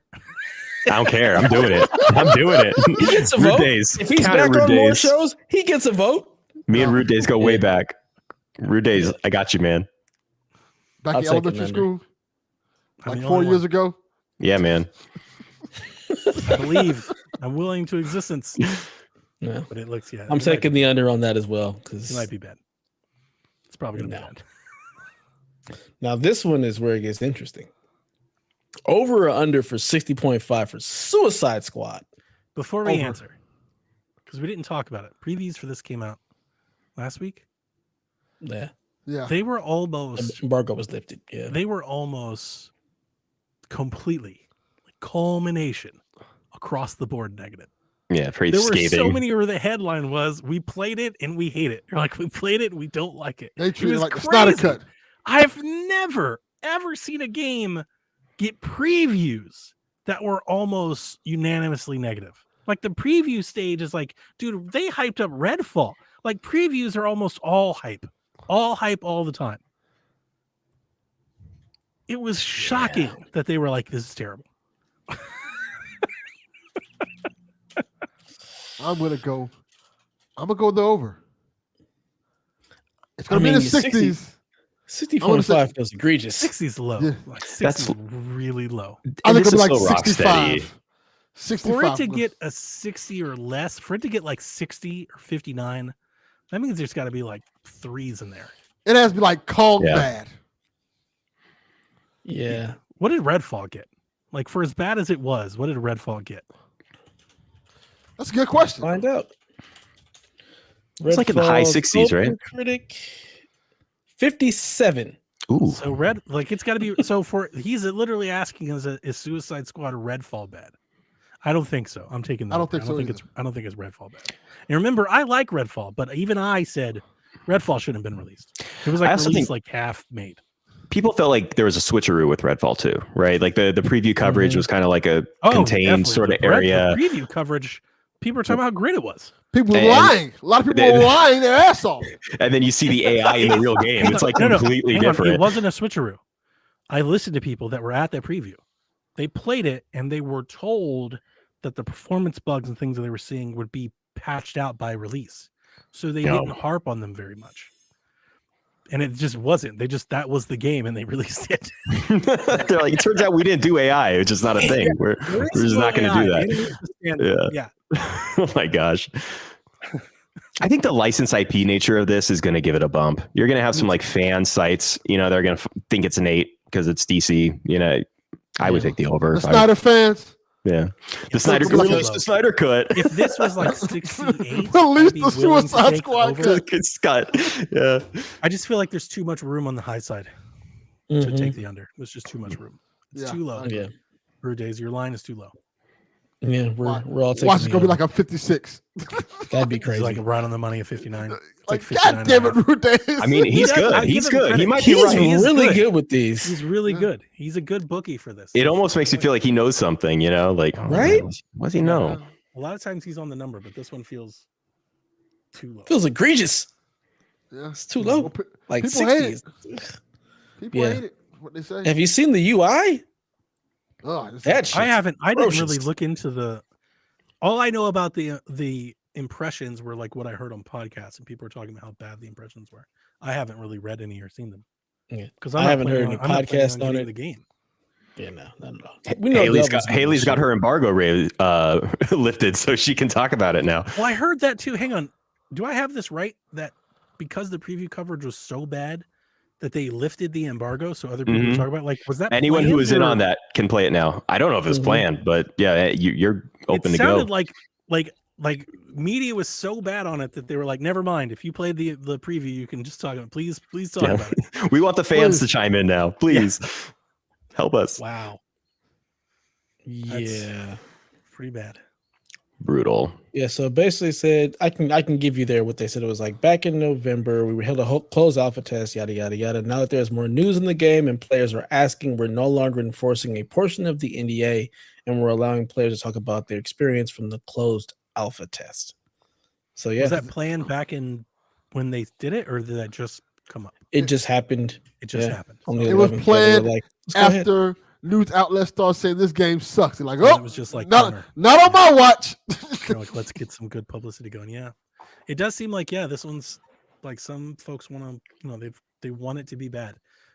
Everybody that I know that have played it really has liked it. Same here. I will say this. I've shown Dev some of the ridiculous statements that were said about this game. I also thought the trailer was good. The preview know. Trailer thing they did. Some of the stuff is a little nitpicky. Yeah, it'll be interesting. That's why I think 60 is super low. I think people are gonna have enough fun with the game to where it'll at least be a 68, maybe a 70. What did Avengers get? PC bump. That's a good question. Because that's kind of where I'm thinking this game lands. Is I'm getting very like Avengery vibes. Where people it's a really good point. It's fun to play, but the live service is lacking, and the replayability. Avengers got a 67. Oh shit! Rudays has a good line. It's a good line, man. It's a good line. Avengers is better than a 67. If you I agree. See, but that's where I'm thinking. Is I think so crazy. I think people might be saying that about really Suicide Squad. It is. People might be like, it's better than a 67. But again, his line is 60, not 67. That's what I said. If it was 67, I'd be tempted to take the under. But at 60, there's just too much meat on that bone. I can't. 60 is too low. Yeah.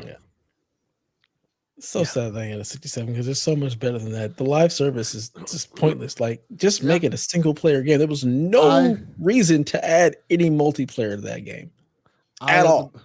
I have been a man on a mountain for so long. How good that Avengers game is. It's so good. So good. It's I bought it so for Jack. good. He still hasn't played it yet, but I bought it from him on the Ally. It was like, dude, for a while before it got to listed, it was like $1. It was Yeah. like insanely cheap. It was insane. I was like, okay. And it's a super fun game. I was with like, a lot for of a cup cool of coffee, skins. I'll get it for Jack, and he can try it one day. And the DLC is pretty good. The Black Panther DLC is amazing. It's really fun.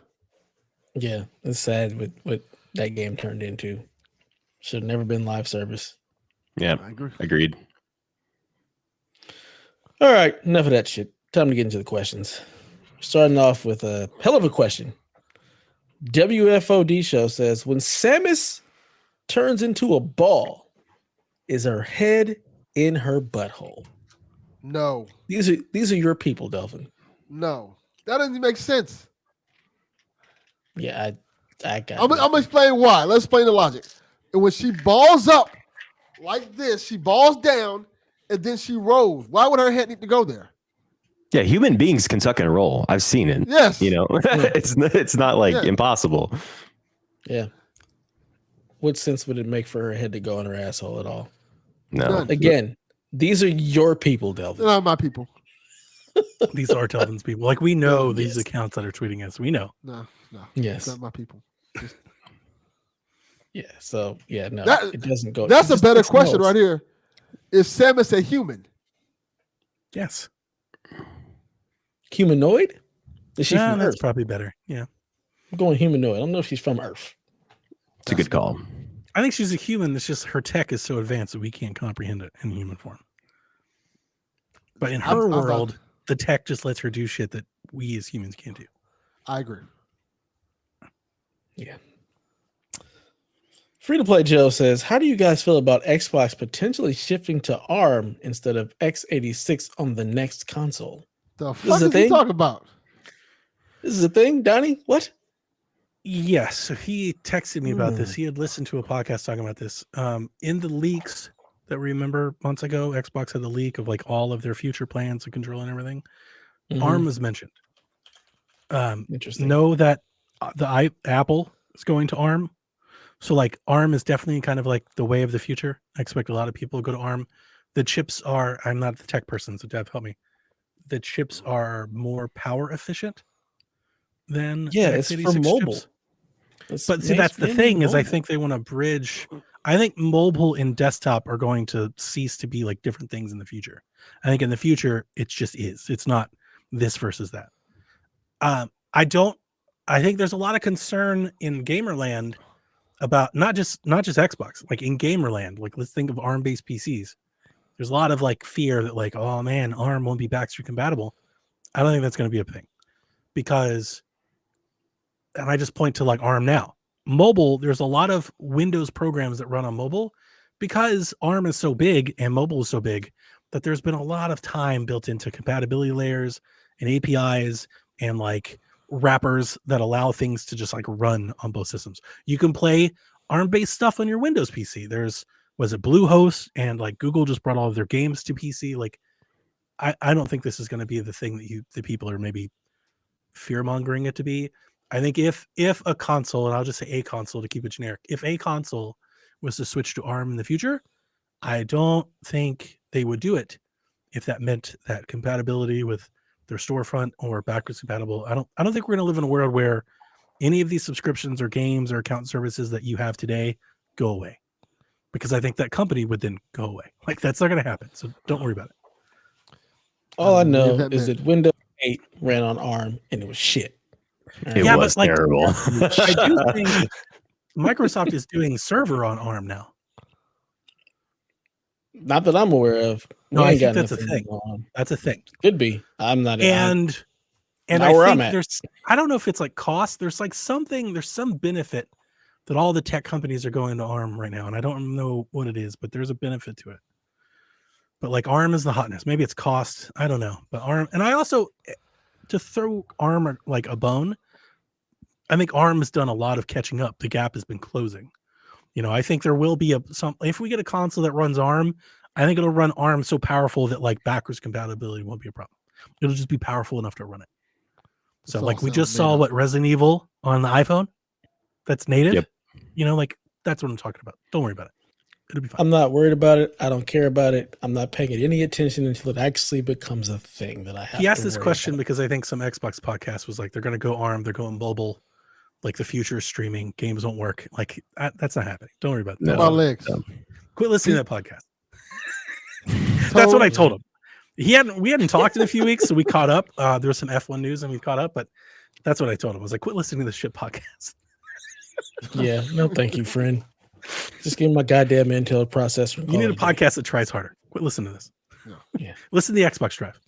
There you go. That's your Xbox podcast. Listen to that. Yeah. Anyways, John says, when do you think we'll see a Steam Deck? Yes, Nintendo runs on ARM. It's their chip runs on ARM because it's Android. Like the Switch basically runs Android kernel.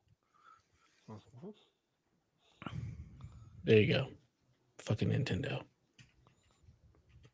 So John wants to know, when do we think we'll see a Steam Deck of Ally 2? What? Or like a sequel for both of them. Or Ally 2. Yeah. Okay, it says of, so I was like, that doesn't make any sense. That's my bad. Goddamn typos. Make mistakes, guys. Yeah. I forgot. Nothing you ever do is perfect. You just gotta try your best. Sorry, Mr. When Perfect. do you think we'll see a Steam Deck or Ally 2? Think anyone will go up against the Switch 2?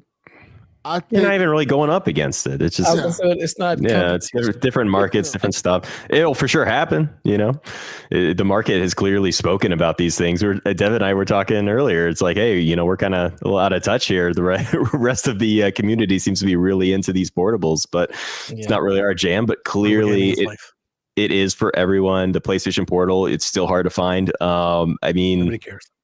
This is it right now, man. Nobody cares about that. But Delvin has one, hasn't even taken it. He's not even using it. not even touching. Somebody you can't find thing just sits there. he uses it to like do his DoorDash orders. It's just like, okay, I'm good. Delvin, why don't you donate that thing to the community? Send that to somebody. Send it to Haley. No, absolutely not. It'll cost him way too much to send it to her. Well, that's true. Like $8,000. I think the PlayStation Portal might be that thing where I believed in it, but it might be that thing in a few years where we're like, remember they did that? I think a way cooler version of it will come out. A lot of videos about people being really excited. Like, I was wrong on this thing. It's actually great, which is so weird to me. I think it's That's going to be PSVR 2. Remember they made PSVR 2? Well, yeah, that's buying that. Yeah, exactly. That'll go away. We're already there. It definitely has more appeal than VR, which is what I was going to say, which is what I said when it was announced. Like, it definitely has more appeal than VR 2. Definitely. I think there'll be a second Portal and it'll be cooler. It'll maybe even have some launch the cloud service, which is what I've been saying from the get-go. It'll be more of a proper competitor to these other two that we're talking about. If they launch a cloud service that does PS5 games streaming and stuff, I'll get a Portal for that. And that'll just be my PlayStation. I'll just play PlayStation games that way. Oh, on that tiny screen. How could you do this? Tiny? That damn thing's like an 11-inch tablet in your face. What are you talking about? The damn thing's huge. Pretty big screen, I will say it's so big. Like, it doesn't even, like, it's not a portable because of how big it is. It's not portable. Big old OLED, man. Like, just give me that monitor. I need at least a monitor size screen. Yeah, come on. Fuck out of here. I have those too. You guys act like it's a zero-sum game. I have all things. It is. It's a zero-sum game. But you're saying that's going to be the only way you experience PlayStation games, like God of War on an 8-inch screen. I'm going to play God of War on PC. I'm not playing on damn Portal. Okay, good. Okay, good. On the Ally, Prince of Persia is. I could run the thing at 120 if I wanted to, but I don't. But it's so good. It's so beautiful. I've taken a bunch of pictures. I shared them. I shared pictures, and people in Carpool were like, "Is that an OLED?" I was like, "This is an Ally." Not even OLED, not even a thing. The Ally screen is underrated. Okay, people act like if it's not OLED, it's shit. It's an impressive LCD screen in the Ally. Just wanted to have that put out there. Impressive. I hope the Nintendo Switch uses the same screen or something better. So, are we going to see an Ally or Steam Deck 2 anytime soon? Yeah, definitely. Yeah, 100%. Yes. For sure. Is it going to go up against the Switch? Absolutely not. Not even a little bit. That's not a thing. How long do you think until they wait to do another one? Next year. I don't think they'll do it. I don't think they'll do it against the Switch, like the same time. No, not at all. Yeah. Next year. I think we get Steam Deck 2 next year. That sounds right. And then we get the OLED version a year after that. Probably. Then the next one. The thing that, and I don't know this to be certain, but the last time I tried to check in I think Steam Decks had sold like maybe like 3 million. So like let's say with the OLED and give it like another million. Let's just call it 5. They've maybe have sold 5 million Steam Decks in total. That's nothing. Like that's not Nintendo's not thinking about the Steam Deck. Yeah, You know, we're talking about it sold a third of what the Wii U sold, and the Wii U is like the biggest flop Nintendo's ever had. You know, like you gotta look at this on scale. The Steam Deck and the Ally and the Claw and any fucking thing else that comes out. the claw. You know, I can't believe they're calling it the Claw. I don't care if it's good or bad. I would never be interested because they called it the Claw. Like, oh, I'm not buying this. Like, what the fuck? The Claw, really? Weird name. Yeah.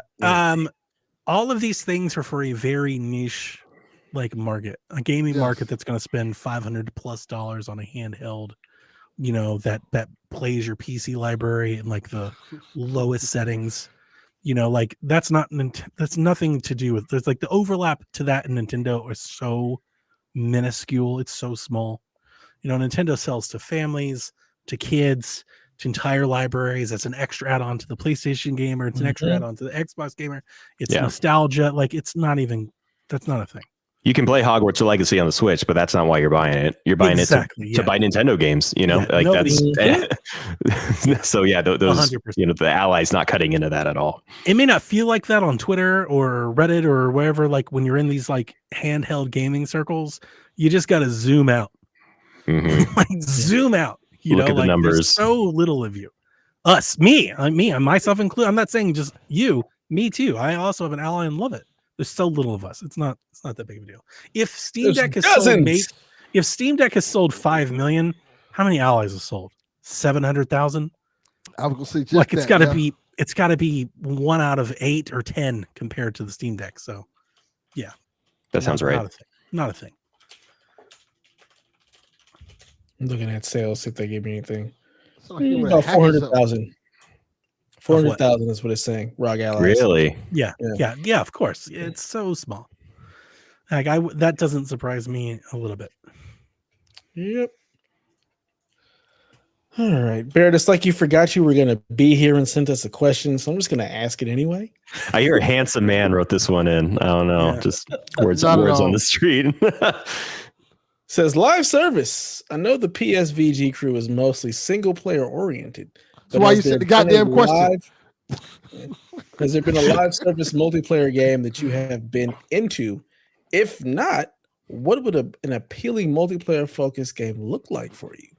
Yeah, mine's Valhalla, which I contend to this day was a live service game.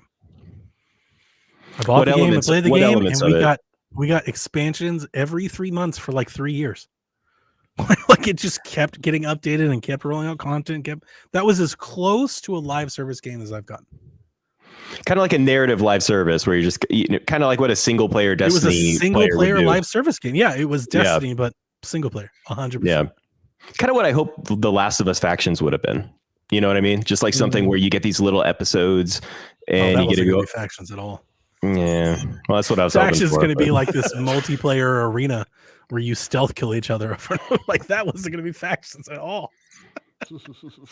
I think they may have had like little cutscenes that try to give you some story, but it would have been mostly you just killing each other over and over again.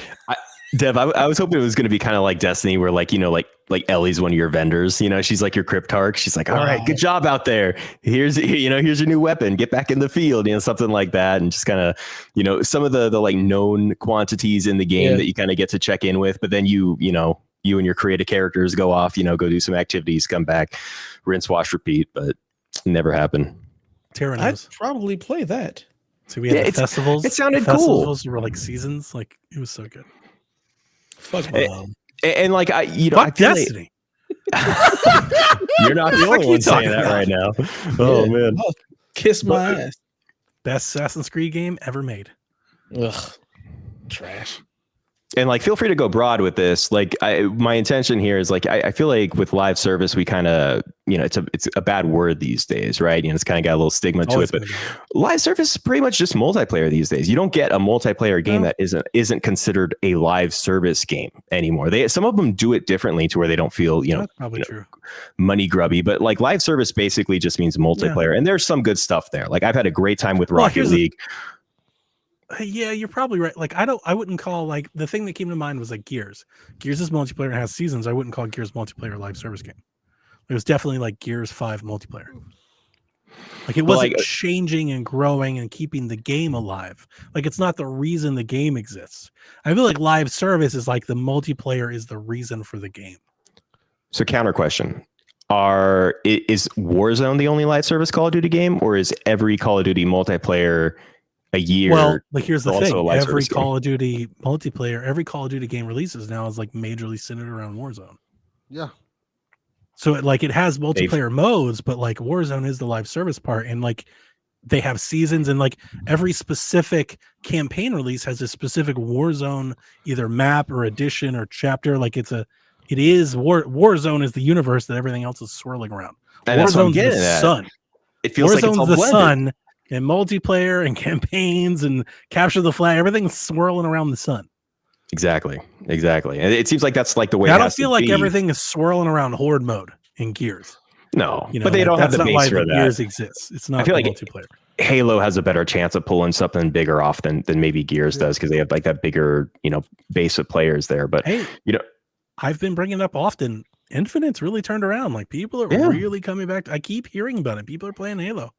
I mess around with it here and there, but like, even if you want to take this back to like, older days, PS3, Xbox 360 days, Halo 3, that multiplayer experience, did anything like that resonate with you? Were you ever big into the original Modern Warfares before the new ones, like multiplayer experiences that you were just really hooked into? World of Warcraft, Destiny 2, Division, Modern Warfare 3. I've had plenty of them. Like I was really into Splatoon 1. I played Splatoon 1 for years. Yeah. I have one that will surprise no one. DC Universal Online. I was just nice. It's gotta be DC Universal Online. That was a moment. I was in it for a good while. This is kind of funny. I was a Green Lantern character. So there you go. Of course you were. Green flashlight. Hang on. What the hell did I just play that they mentioned the green flashlight? And I took a screenshot to send to you because I was like, no fucking way. What was that? Oh shit, Delvin, I've got to find it. While you're looking Borderlands for it, 2. That was another one that I we got in on that. Yeah, we got in on that. That was a fun era. That like beginning looter shooter era. You got the Borderlands was coming up, and then Destiny kind of took that to like a whole nother level. Yep. It was a cool time. In general, like a lot of the multiplayer games that came out around then were a lot of fun. I've kind of like, I feel like I play less multiplayer games now than I used to, and I'm more entrenched in certain ones. Go ahead, Donnie. I remembered what it was, but I think I'm under embargo. That's Damn. great. And here's the thing, I completely forgot about it. Yeah, I've been playing a game for review that I beat last week, but I still think I'm under embargo. Hang on, I'll check. I'm obviously not going to talk about it right now if it still is.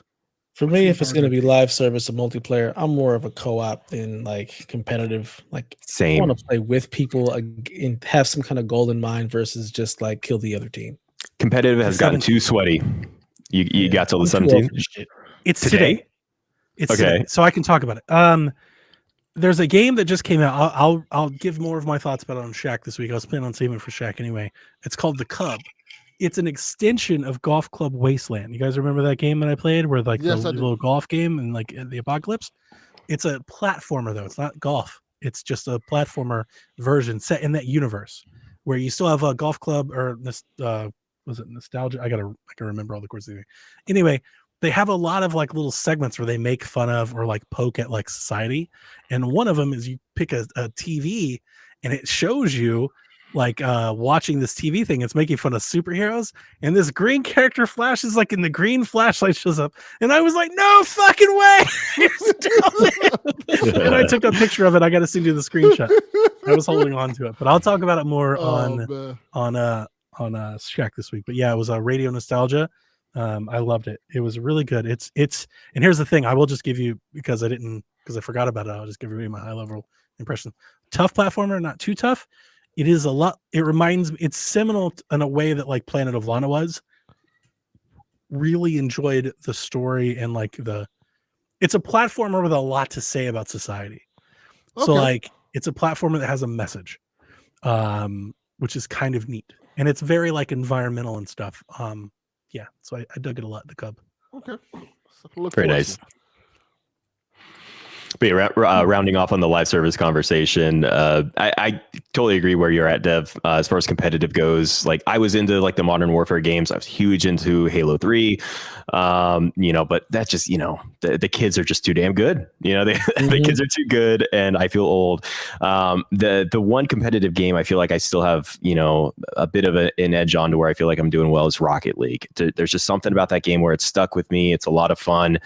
And I get really into that. But other than that, I feel like games like Destiny are more my style for a live service game.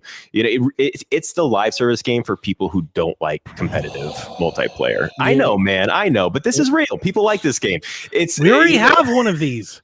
You know what was funny? When it first came out, I tried to rope Barrett into it, and he was there for a hot second, fell all the way off, and then finally comes back around, and now he's this fucking Destiny guru doing raids and shit. I tried Where with you on when I D1. needed you, sir?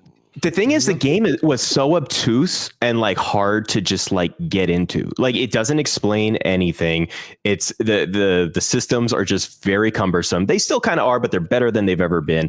And it's finally gotten to a point where I feel like you can, as a newer player, just kind of like get in and enjoy it. You have to kind of cut off that part of your head where you're like, I want to understand the lore and like everything going on. Like you can't, you won't.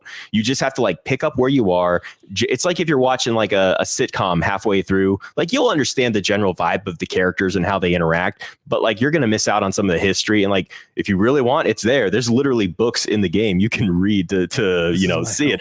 But that's not really what it's about. Like the game books in real life. He's got it. But honestly, man, the game is the best shooter around, in my opinion. I know, dude. It is so good. It's just like, and it's only gotten more and more beautiful. Like every time I play this game, I'm like, it looks better. It's like, this is just gorgeous. The recent season has us in the Dreaming City now, Dev, and I was like, wow, Dreaming City, you're looking good. I don't remember you looking this good. It plays so good. It's a fantastic game. It's beautiful. It really is.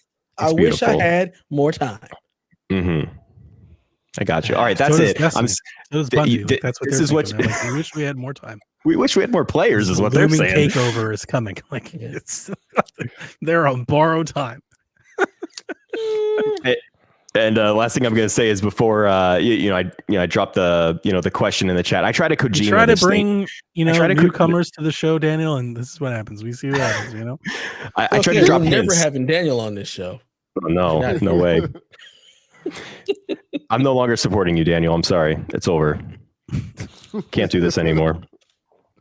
But yeah, I was trying to drop some Kojima hints that was going to be on the show. So I thought, be a little cryptic, send in a question, even though I'm not going to, they don't know I'm going to be on it. So, a little surprising. I also streamed a little Rocket League in the voice chat before we got on, doing some cryptic stuff. Kojima, a little. Listen to the other people that wanted to join.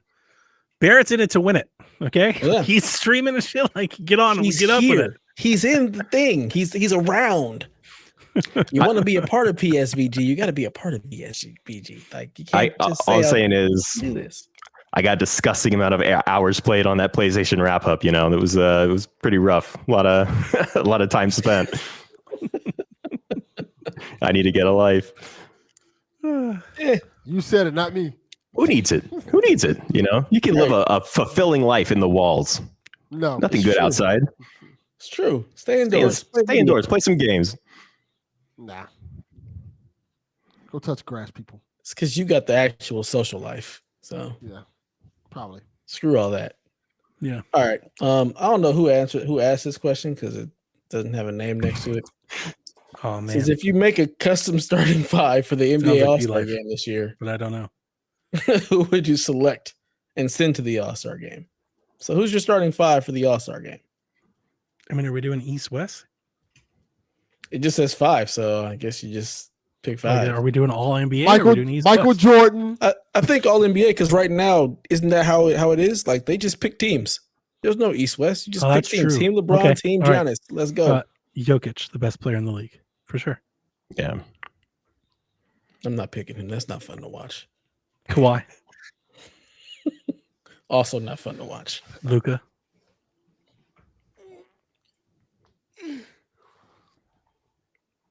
Am I just gonna pick him? If there any else? Dame Lillard. You getting your picks right here. We getting Okay. you get your All top right. 5 out. Kawhi, Jokic, Luka. I got one big. I got 2 guards. I need a forward. I'm gonna go with SGA and LeBron. It's a nice 5. It's a nice 5. I'm gonna take Donnie's 5 and take out Kawhi and put in my boy. I just went blank. I had a stroke. What is over for me? Did you see my message today? Happy birthday, Cavs great Dwayne Yes, Wade. I did. That made me laugh a lot. Jimmy Butler. That's what I was gonna say. Ah, okay. Okay. How's okay. Jimmy Yeah. doing this year? Doing okay. Injuries. It's the Heat. You know how they play. Yeah, they don't care Yeah. until the They don't care until it's time for the playoffs. Then they are 500 team until it's playoff time. Yeah, but I'm wondering how he's doing. Like, I wonder what his stats are like. He's been injured. They get 'Cause he's 21, 5, and 4. All right. Okay. Kawhi, though. Yeah. When Kawhi's healthy, Kawhi is on it. He's Yeah, it's 23, true. 6, and 4. So How's he been with his load management lately? He playing games or Yeah. I think he's been doing Yeah. load management on the court. There are times he just kind of hangs out. Let's see. He actually has enough people on the team now where he just can take some possessions off. So That's the best way to do it. Just do Yeah. it on the court, on the job training. mhm. And my guards, I'm going with Luka and Anthony Edwards. Okay. So I saw a clip, and I'm sure it's just like really good editing, but somebody put Anthony Edwards next to Michael Jordan, and all of the Mhm. mannerisms are like the body control and like the float and the height, and like it's all there. Like they almost look identical. It's insane. Yep. Dope. Let's see. I'm gonna take Tatum and LeBron Ooh, at forgot about forward, Tatum. Yeah, I'll and take then LeBron. I'm taking Joel at a center. Nice, good team. My team is fun to watch. It's an all-star team. You're missing Halliburton. I'm more of a fair weather basketball fan. I've watched during the playoffs. I think that's when it gets interesting. I don't even think I know it. I know enough of like who plays what position to accurately make a starting 5. I like a lot of the guys you mentioned, so some combination of that. Solid. I'll be there come playoff time. I'll be there. I'll have something to add. There you have it. TPR says, I can't stop listening to Johnny Cash now after watching his biopic Walk the Line. What are your favorite biopics? He thinks Ray is the best he's ever seen.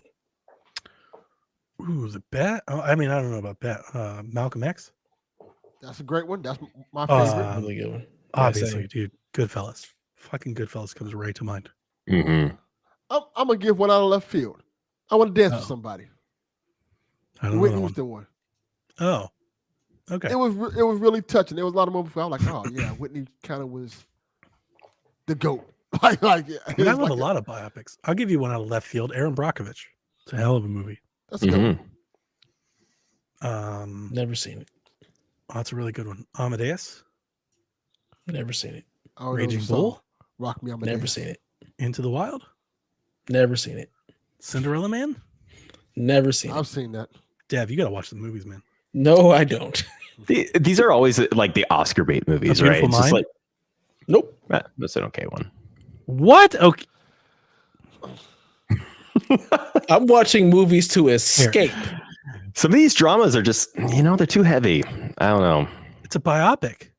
So Just because it's real doesn't mean I want to watch it. Like the Weird Al Yankovic Exactly. biopic movie? Like, is that your? I don't I watch heard that that was either. fun. I like. I don't want to watch it. Goodness. I'd like to watch gracious. The Big Lebowski. It's not real, but that's my biopic. But that's you not know? a biopic. That's I wanna- like that breaks the point. He's real to You me. might as well just say the fucking Lord of the Rings. It's not a thing. Same thing. What are you talking about? The I dude love it. abides. The dude about I love Lebowski. It's a great movie, but that doesn't count here.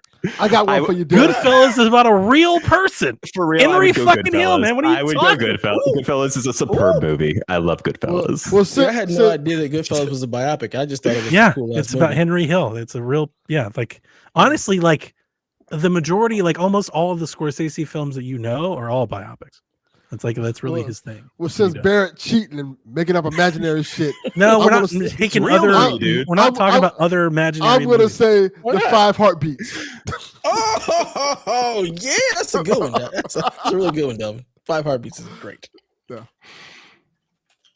Into the Wild. Yeah, you mentioned that. Yeah, I really like that movie. What about the Jacksons of American Dream? There you go. that's a good one. Biopic series. I like Ray more than that one. I like Ray a Ray's lot, good. but I loved Ray Charles' music before Ray came out. So It was cool before it was cool. yeah, it was. My mom Yeah, I bought watch me. biopics. I remember Yeah, when I definitely. reconnected with my mom, like years after I was taken away from her or whatever. It was maybe like 3 or 4 years before that movie came out. I'd asked her for a Ray Charles CD, and she was like, "What?" And they just released like a greatest hits like recollection. And I was like, "Yeah, I want the CD for the car." And she thought it was the craziest thing that this young person was. Ray Charles. Wow.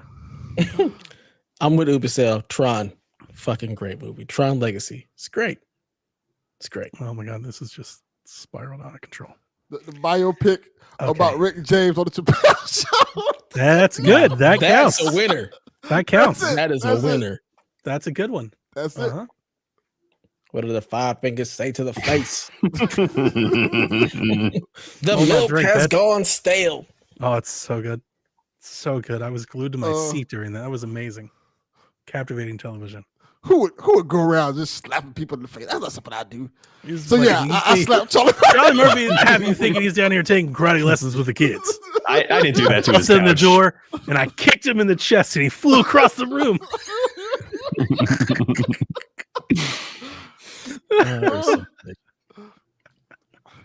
So damn good. The best. The dude Smoking abides. Joe has a question that I think we already answered.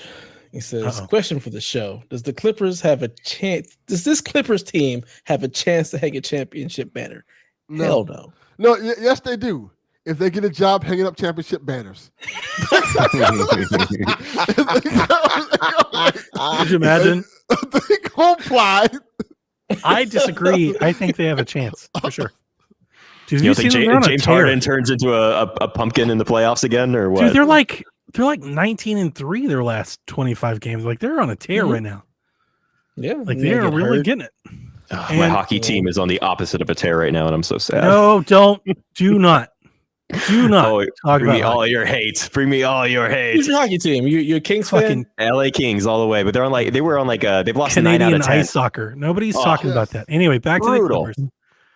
It's all about Here's the the thing. Red Wings. I think they have a trade to make, and it all depends. Sean. It all depends on Kawhi's health in the playoffs. If Kawhi's Kawhi? healthy, he's one of the best players in the like. He's as good as anybody if he's on. And if he's on and the team is there, they have a chance. They have a chance. They Nah, don't. But if he gets hurt, it's over. They don't have a real chance. And they're not coming out the West. They're the That's Clippers. not what they do. They're the Clippers. And the Clippers are gonna clip. That's what they do. I They're hope like they they're do. like Dallas. I want to They're win like the now. Dallas I want to Cowboys. win just to see Dev have to see them win. You got That'd two be funny. epic chokers on that team in Russell Westbrook and Harden. Yeah. Like that's They're Well, fucking good rough. thing that Dallas neither one of them Cowboys. have to We take the shot build when it this matters. Great team Neither one of We them build is this needed great when team the and we time get matters. Nobody's right there. Could be. letting them do anything in crunch time.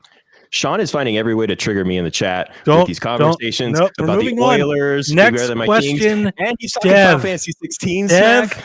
next Mm. The question. Oilers aren't even a real team. Like the Oilers, they're not. Smoking Joe gets The it. You Houston mean Oilers? Houston? The Houston Oilers? I Those see are We're Smoking Smoking bringing Joe. Warren Moon back? Those My are, man. those are real. These other people, these whatever Sean is talking about, it's not real. Is it like Warren Moon was AAA? 23, looking like he was 45. That's my type of quarterback. That's He true. he was an old ass looking young man. Yeah. Hakeem had a lot of that too. He did. He did. Like he Mhm. just old as hell. Snurts wants to know what's the biggest disappointment from an anticipated release. In other words, what's hype game took the jelly out of your donut? Mm. Yeah, sports story. Anthem. That's a good one. Fucking Anthem. It looked so pretty. The We flying wanted felt it. so that was good. going to be my Damn, live that service game game, was Barrett. I was there. I was there day one. I was all in. I pre-ordered. Man, I was there. I was in the party chat. I was there with Dev and Jot. We were there. I was going to do it. Yeah. I was going to do the damn thing, and then it was Anthem. I wish it happened for you, man. I wish it would have worked. And then the history, Donnie's multiplayer live service path was completely ended. That was your moment. I was like, see, this is why I don't fucking buy these guys. Now you're looking out your window like Squidward, seeing Dev and I playing Destiny. You're like, no, I am not. Nobody wants to play that shit. No. Oh my gosh. For me, this would be Last Guardian, right? I mean, Shadow of the Colossus, such a beautiful, legendary game, you know, easily a top 10 for probably most people who've played it. And then you get this anticipation for this game that's coming out. The trailers were great, you know, they brought the hype, they look cool. And then it's just, you know, it was not it. It was so disappointing. For a decade. Yeah, for a decade. The game just very sad. And then now we don't get Japanese games out of PlayStation anymore, which kind of sucks. Sean says Tilu 2. No. Sean says don't nothing. count. Which counts for me. But if it's the best stealth action game released in the last like 5 years, it doesn't count. Here's the thing. I still played and finished that game. That's a lot more than I can say for a lot of other dumpster fires. Yeah. I never rolled credits on Anthem. Golf Story was an absolute train wreck that I was extremely hyped for. I couldn't have been more. I loved Golf Story so much. I couldn't have been more hyped for Sports Story.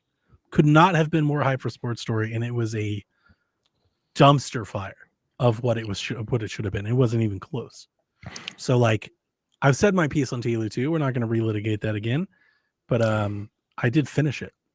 You know, it's like it's got a lot more going for it than, you know, like Red Dead comes to mind. Fantastic. I'm interested to give Red Dead another chance with new perspective and like more expectation of what I was getting into. I'm interested to maybe give Red Dead another try. Because I was wanting Red Dead 2, the Red Dead GTA game, like Red Dead was, like Red Dead Redemption. That's not what Red Dead 2 is. So like maybe going into it for like the gritty cowboy simulator, the slow as fuck game. We'll see. Maybe if I can get right with it. Oof. But Sports Story crashed and burned. You guys know that. I have the collector's edition. The first episode of Nintendo Shack was about Golf Story. I love Golf Story. It's a top tier game for me. I could not have been more giddy when Sports Story was announced, and I could not have been more let down when I played that game. Wow. It's so bad. And here's the thing, it is just bad. I'm not sure if you guys remember, I don't know, Delvin, you don't think you were doing Shack at the time, right? Probably not. Yeah. Sports Story was so bad that there was like a hidden room that you could glitch into where like the developers put in like this is a fucking train wreck. Like we worked so many overtime hours. I remember that. They kept changing all. Yeah. Like it was a train. Like they were almost rebelling against their own game. Like when I tell you it was a train wreck, like it was a fucking train wreck. It was bad, man. That's crazy. As Ubisoft points out, yeah, they patched out the dev room, but like the devs made sure it was included in the first build. Like it was really bad. Wow. Did you have a game, Delvin? The chicken wiggle. No, but I have an answer. So good. Let's hear it. Atomic Heart. I still haven't played that one. I want to. Yeah. I haven't played it yet. Because I was super excited for it when it came out. I was like, okay. I get that. It kind of looked like the second coming of BioShock a little bit in the trailers, exactly. right? Like, so I got that hype. I was so like, hang on. So is that expectation getting the better of you, or is the game bad? I think it's expectation more. Is that like the game letting you down, or is that your expectation getting the best of you? because it was like a solid 7, right? Like that's kind what of the question is asking. Yeah. That's what the question is asking. It didn't say it was a game bad. It just didn't live up to No, what it's you saying the wanted. hype. The hype and your expectation are two different things. Was I Atomic was Heart for it. hyped? I don't think Atomic Heart was. I hyped. was hyped for it. You were hyped for it. Okay. I was really hyped for This it. is I thought it what's was, your biggest disappointment from an anticipated release. So it's Yeah. only anticipated if you're anticipating. yeah, because I thought it was gonna be BioShock, and it was like That's a We lot have to put on an indie game, man. like we have BioShock at home. Here's an indie game. I thought it was going to be BioShock. Like, that's a shit ton to put on a game, man. Well, it doesn't have to be like actual like cut for cut BioShock. That's exactly what you just said. Inspired by BioShock is. Well, like all right, I think that's what Atomic Heart was. the The Not difference really. being, $100 million budget. Like, no, the gameplay is not bad. It was just like it's fine. It's like all right, it's fine. Okay. here. I mean, Like, yeah, I'll It stop worked. fighting your answer, but okay. It worked. Like you pressed the didn't work gun for and you. shot. Yeah, it just didn't work for me. Like, all right. Yeah, I want to try it. I want to play it someday when I'm bored. And The I don't have story nothing didn't else to pull do. me in enough. That'll do Yeah. it. That'll I do want it to give every it a time. try. Anthem's a great answer to that. That is. Yeah, Anthem. Yeah. That was everybody. There was a lot of hype, man. Everybody was so much hype. because the teaser and the trailer was so good. We were like, So fucking mech open world, and it was so pretty. It was Mhm. beautiful, and it had Yeah, BioWare's still is. name attached to it. I've never been particularly fond of BioWare, but like that comes with such pageantry and legacy just in itself. We thought we were in for Yeah. something great, and we were not. Nope. It was a single player game that they shoved multiplayer into. The multiplayer doesn't even make sense because you're all the same person. Yes. Yeah, it was Man. just what a mistake.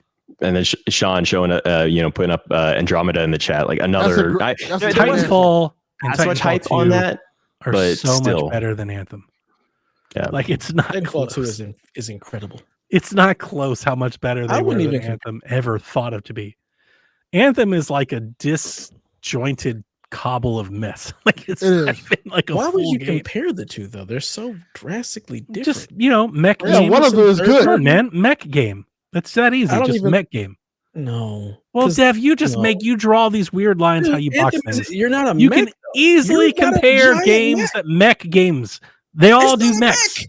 Armored It's not Core. really it's an exosuit. Anthem, It's not really a Exosuit. mech. Exos. Yeah, Oh, it's an get outta exosuit. here. It's an I'm with Dev exosuit. on this. It's an It's not exosuit. Get a out mech. of here. It's not You're a Titan. Iron It's Man. not a mech. Iron Man's not in a mech. A Titan isn't a mech. You don't get in a big giant machine. No. I'm Do saying you think a is Titan Iron Man a is mech? Iron Man is not. I don't think he Titan is. So I'm Okay, saying like it's they're not the same. It's apples I We need and a oranges. poll. We need a poll. Is Iron Man a mech? It's not. But you're not It's just apples and Iron. oranges. You're not It's Iron first Man. person, third person. Like I was yes. like the javelin. That's not Iron Man. The javelin is you were the Hulkbuster, which is okay. still That's a an mech. The exosuit. Hulkbuster's a mech. It's still an exosuit, and it's It's a third mech. person versus first person. It's just not the same. It's a They're not mech. in the same ballpark. What Not the is same mech ballpark. short for? All right. I went on Google and I typed in is an exosuit a mech? And this is what I got. The first What thing is came mech up, short for? What is mech an abbreviation for? I don't I know. have absolutely no idea. Listen Mechanical what this- suit of armor. Listen what this says. The exosuit in abbreviation is sometimes referred to as a mech. So My man. that I kind don't of give a answers the fuck question. what Google says. We still ain't right. Okay. This is where This devs devlog. like start We already pointing know- out like you already the know devs this. made a Metroidvania that dev said wasn't a Metroidvania. No, Come not on. Metroidvania. I said it wasn't a roguelike. And It's it was. literally The the devs first were like, thing that we comes love up. roguelikes and we wanted to make one. Devs like, this isn't a roguelike. Either way, they're not comparable. You don't compare. It Titanfall is to comparable. You don't compare the two. That's just- ridiculous. That's I put it in absurd. this chat for everyone to see. You It don't literally listen here. says- Actually, you know what, Dev? You don't tell me what I compare. As you point all the time, you do whatever the hell you want. I'll compare any damn game I want to. You If I sure want to can, compare and I'm just gonna Titanfall say it's 2 to invalid. Plants vs. Zombies, I fucking will. You're not the boss of me. And You don't tell be me what to wrong. do. You And be I tell wrong. you that any damn game that you're playing, a mechanized suit of armor, it's fucking comparable. Titanfall 2, Armored Core, Anthem, same Just genre like of you games. didn't want Delvin to have Apples his to apples, buddy. unanticipated game. Apples You're to wrong. apples. Apples to apples. Wrong. It You're is. so It wrong is what with it is. Titanfall. Get with it. It is what it is. It's an exosuit. It's not a mech. Titanfall. The Big is a Lebowski Titan. is a Fucking mech combat sci-fi movie. dork bullshit. There we Not go. even you nerd. Lebowski. Not you Lebowski's a nerd. biopic now. Apples to apples. Dude, we live Apples to in apples. 2024. Life can be whatever you want it to be. You know. Yes. Pretty much. Pretty Yeah. much. It's my world. Y'all just live in it. Thanks, D Nope. Life. You are not the You're main re- character. You're reinstated to Chicago No, he's not. ordinances. No, he's not. Do not. No, it's not. No, he's not. He gets a You day are- pass. He gets a day pass to Now, watch what the we will find game. common Half ground day on. pass. Half day pass. Half day Titanfall pass. 2 is Let him amazing. see the and bean we at deserve least. a Titanfall 2 is Titanfall 3. fucking incredible. And it's Titanfall 1,000 is times better than Anthem ever had deserved it to be. And here's the sad yeah. part: they probably spent twice as much making Anthem. Oh, for Fucking sure. Damn idiots. A Damn lot. shame. Yep.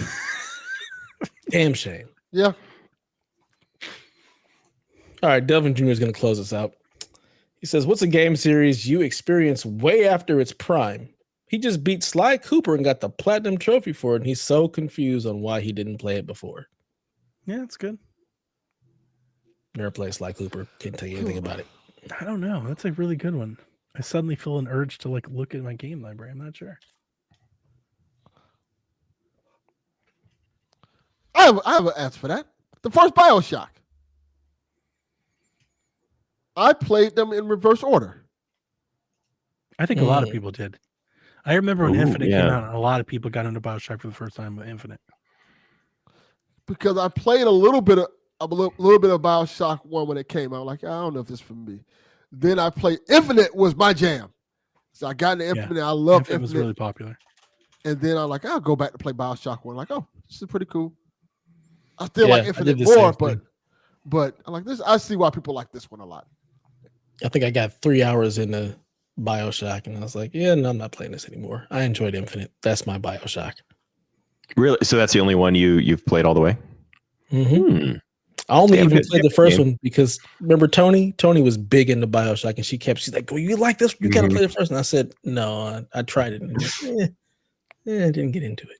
Oh man, I love the first BioShock. For me, it would actually be Metal Gear. I kind of did the weird order on that. I got into it a little later, and then I was like doing research online because I heard it had like that, different periods of time based on the game. So I kind of did the 3-1-2 thing before 4 came out as like my initial playthrough, and then my one experience was the GameCube Twin Snakes port. Yeah, exactly. So I kind of had a weird first experience with that, and I didn't quite get the same Psycho Mantis experience as everyone else did on PS1. I'm sure that was mind blowing, but yeah, it was still a good time. I see you like Castlevania. I love that. Epic. I'm like, how does he know this? You're just so scared. Goddamn stupid kid. You unplug your PlayStation and just throw it against the wall. Like, get that out of here. It's the devil. Hackers. The Ruskies are after me. This guy just... Oh man, Delvin, you're too old to have not played all the video games, so I don't think there's anything you have for this, right? What did you miss on the Atari, man? I gave an answer already. My answer was BioShock. Yeah, he answered. Nice. I'm still trying. I'm looking, scrolling through my list. I've got an answer. I just don't think it's a very good answer. That's fine. Give the bad answer. It's not like you can give the bad answer while looking for the good answer. My bad answer would be Warhammer.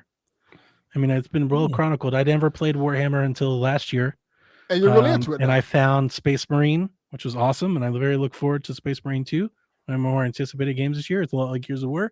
And I also found Bolt Gun, which I loved. Bolt Gun's a blast. So those would be my Warhammer, like the franchise. That's the reason I started playing them. I've been hearing about this franchise for so long. I never really kind of understood it.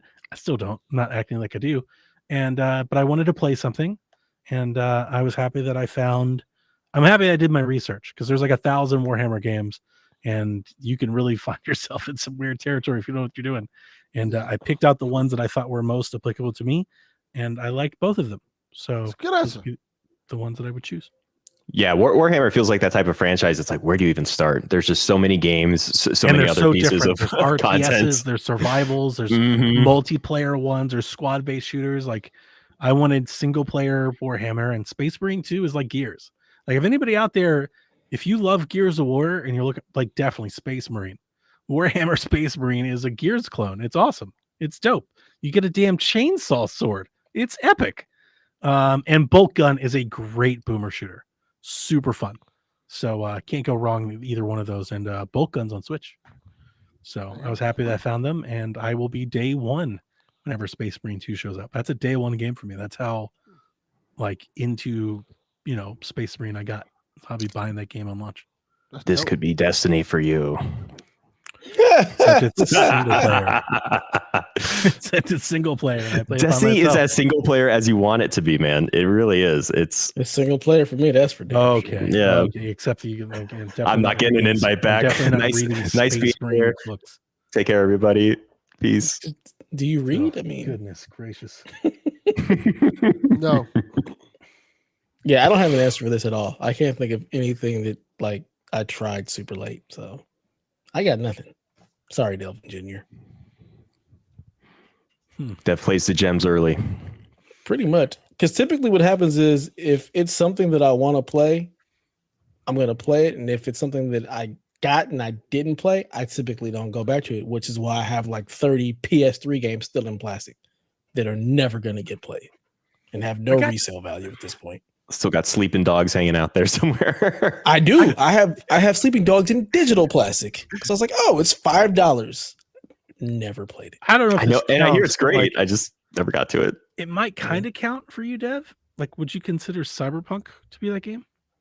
No, because it's not a series. You kind of got a series into Cyberpunk late. I got into it when the expansion came out. So is that really that late? Kind of. Yeah, that's kind of late. It's still the first game, you know? Right. That's the thing. It's like it's a series. Like way. My after other its answer prime. that I was thinking was going to be Fire Emblem. That's a good I mean, answer. did you get into it after its prime? No, not after its prime. Yeah. When would you say its prime is? That's the other. That's a really good That's what I'm question. trying to When figure was out. its Yeah. prime? Right. I bought Fire Emblem for the first time on Wii, and at the time, didn't even know what it was. It was just a Japanese RTS game that I could get on my Wii, and I just had my Wii, and I just bought it. And I kind of liked it. Never finished it, but kind of liked it. And then I bought my 3DS because of Fire Emblem. I got into portable gaming because of Fire Emblem, because this game came out that all of the podcasts that I liked at the time kept talking about. They kept raving about this Nintendo game, Fire Emblem Awakening, was how great. They were talking about it was the best game of the year. With all the consoles, everything, they're like, this is the best game of the year. And I was like, that's unheard of. So I was like, I got to try it. And then I got it, and I have played every single Fire Emblem game on day one since that day. And beaten them all. I have beaten every Fire Emblem game that's released since then. So like Fire Emblem Awakening, I owe so much of my Nintendo, like wanting to get into like Nintendo podcasts directly, because I've liked Nintendo for a long time. But like Fire Emblem set me down like that kind of like I like that hardcore path, I guess, if you call it, that enthusiast customer path. And I've talked about it for a long time. When Kara was around, we talked about Fire Emblem Three Houses for like 3 months on Nintendo. It was just a Fire Emblem podcast for a while. That was a blast. That was a blast. I love going deep on Fire Emblem. I love talking about Garrett with Fire Emblem. Garrett plays the hard way. He does full permadeath and shit. I mean, he's like a master tactician. I've never even gone that hard.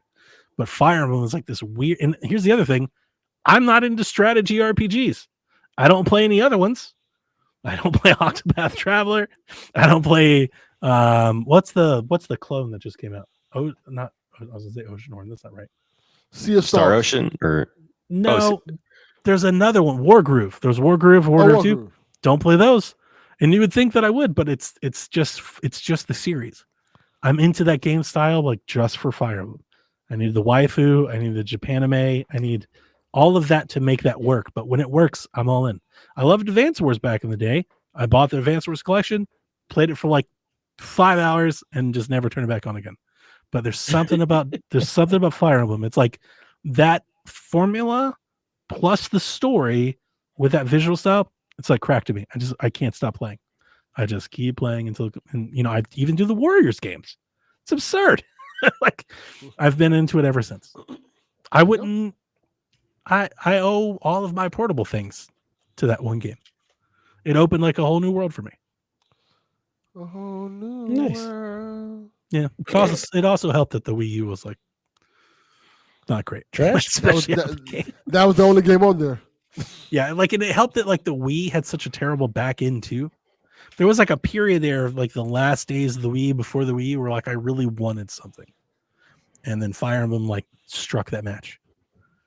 So I feel late to it, because when you talk to Fire Emblem fans, they're like, I was there since the Genealogy War on the Game Boy in 90. Like, okay. Yeah, I definitely don't have that. So just like the Golden Sun fans. Yeah, I may be a fair weather Fire Emblem fan. I may be a noob or something. I don't know. But yes, like the Golden Sun fans, except they haven't had 18 Golden Sun games since then. Yeah. It's just the one game that came to They haven't even played the first one. But Exactly. They know about it. Exactly. All 12 of them. There's dozens of us. They're all there. Well, That's the end of our questions. So I've got nothing else to do today. It's time to go to bed, ladies and gentlemen. Let's get the hell out of here. I know y'all got to get up early. Y'all are all on the other coast. It's only 9 o'clock for me. So I'm going to go play some Prince of Persia. Damn it. So, Barrett, thank you for joining us. We appreciate you finally dipping your toe into the podcast scene. Your application is under review. Thank you. It's honestly been great. Awesome time. Love listening, but also love being here. So thank you for the hospitality, guys. Gotta say, absolutely. You know, Lord Snurts. Definitely not as nice as him, dude. He's just the nicest dude. Oh man, you did great. Got to balance it out. You know, we got to have man. the yin and the yang. You know what I'm saying? Appreciate it. Appreciate it. We look forward to having you on more shows, maybe on some PSVG or some PSXP or something like that. We'll see. Absolutely. I'll bring the PlayStation fanboyism over there if I can. Yeah, take your Destiny. Lord knows it's not there. Lord knows we don't have Destiny's a first party game now. Take that shit over there. Destiny will always be here. Destiny's for everybody. You can't restrict it. Destiny is for like another 4 months, and then you have to bring on XP. Your arrow takes all marathon. Your supernatural takes. And other CW shows that no one else cares about. I think I literally said that to Donnie. I was like, I don't think I know enough about CW shows to be on XP. We should put that in the tagline. It should be the PlayStation Experience, a CW show. Yeah. Is a CW even still a channel? Is that a thing? It still exists? They need to go back to the WB. WB. DJ Frog. WB. And all the black shows. Cal 5. Oh, man, that takes me back. Reyes Brothers. Damn. All right, ladies and gentlemen. Until next time, play some goddamn video games. Nobody's sleeping in the middle of the bed. The middle of the bed is only where you do the business. But when everybody's ready to sleep, it's the side of the bed that can't be beat. It's the middle of the bed where lovers meet. But when it comes time to slumber, it's the edges. Ooh, ooh, ooh, the edges.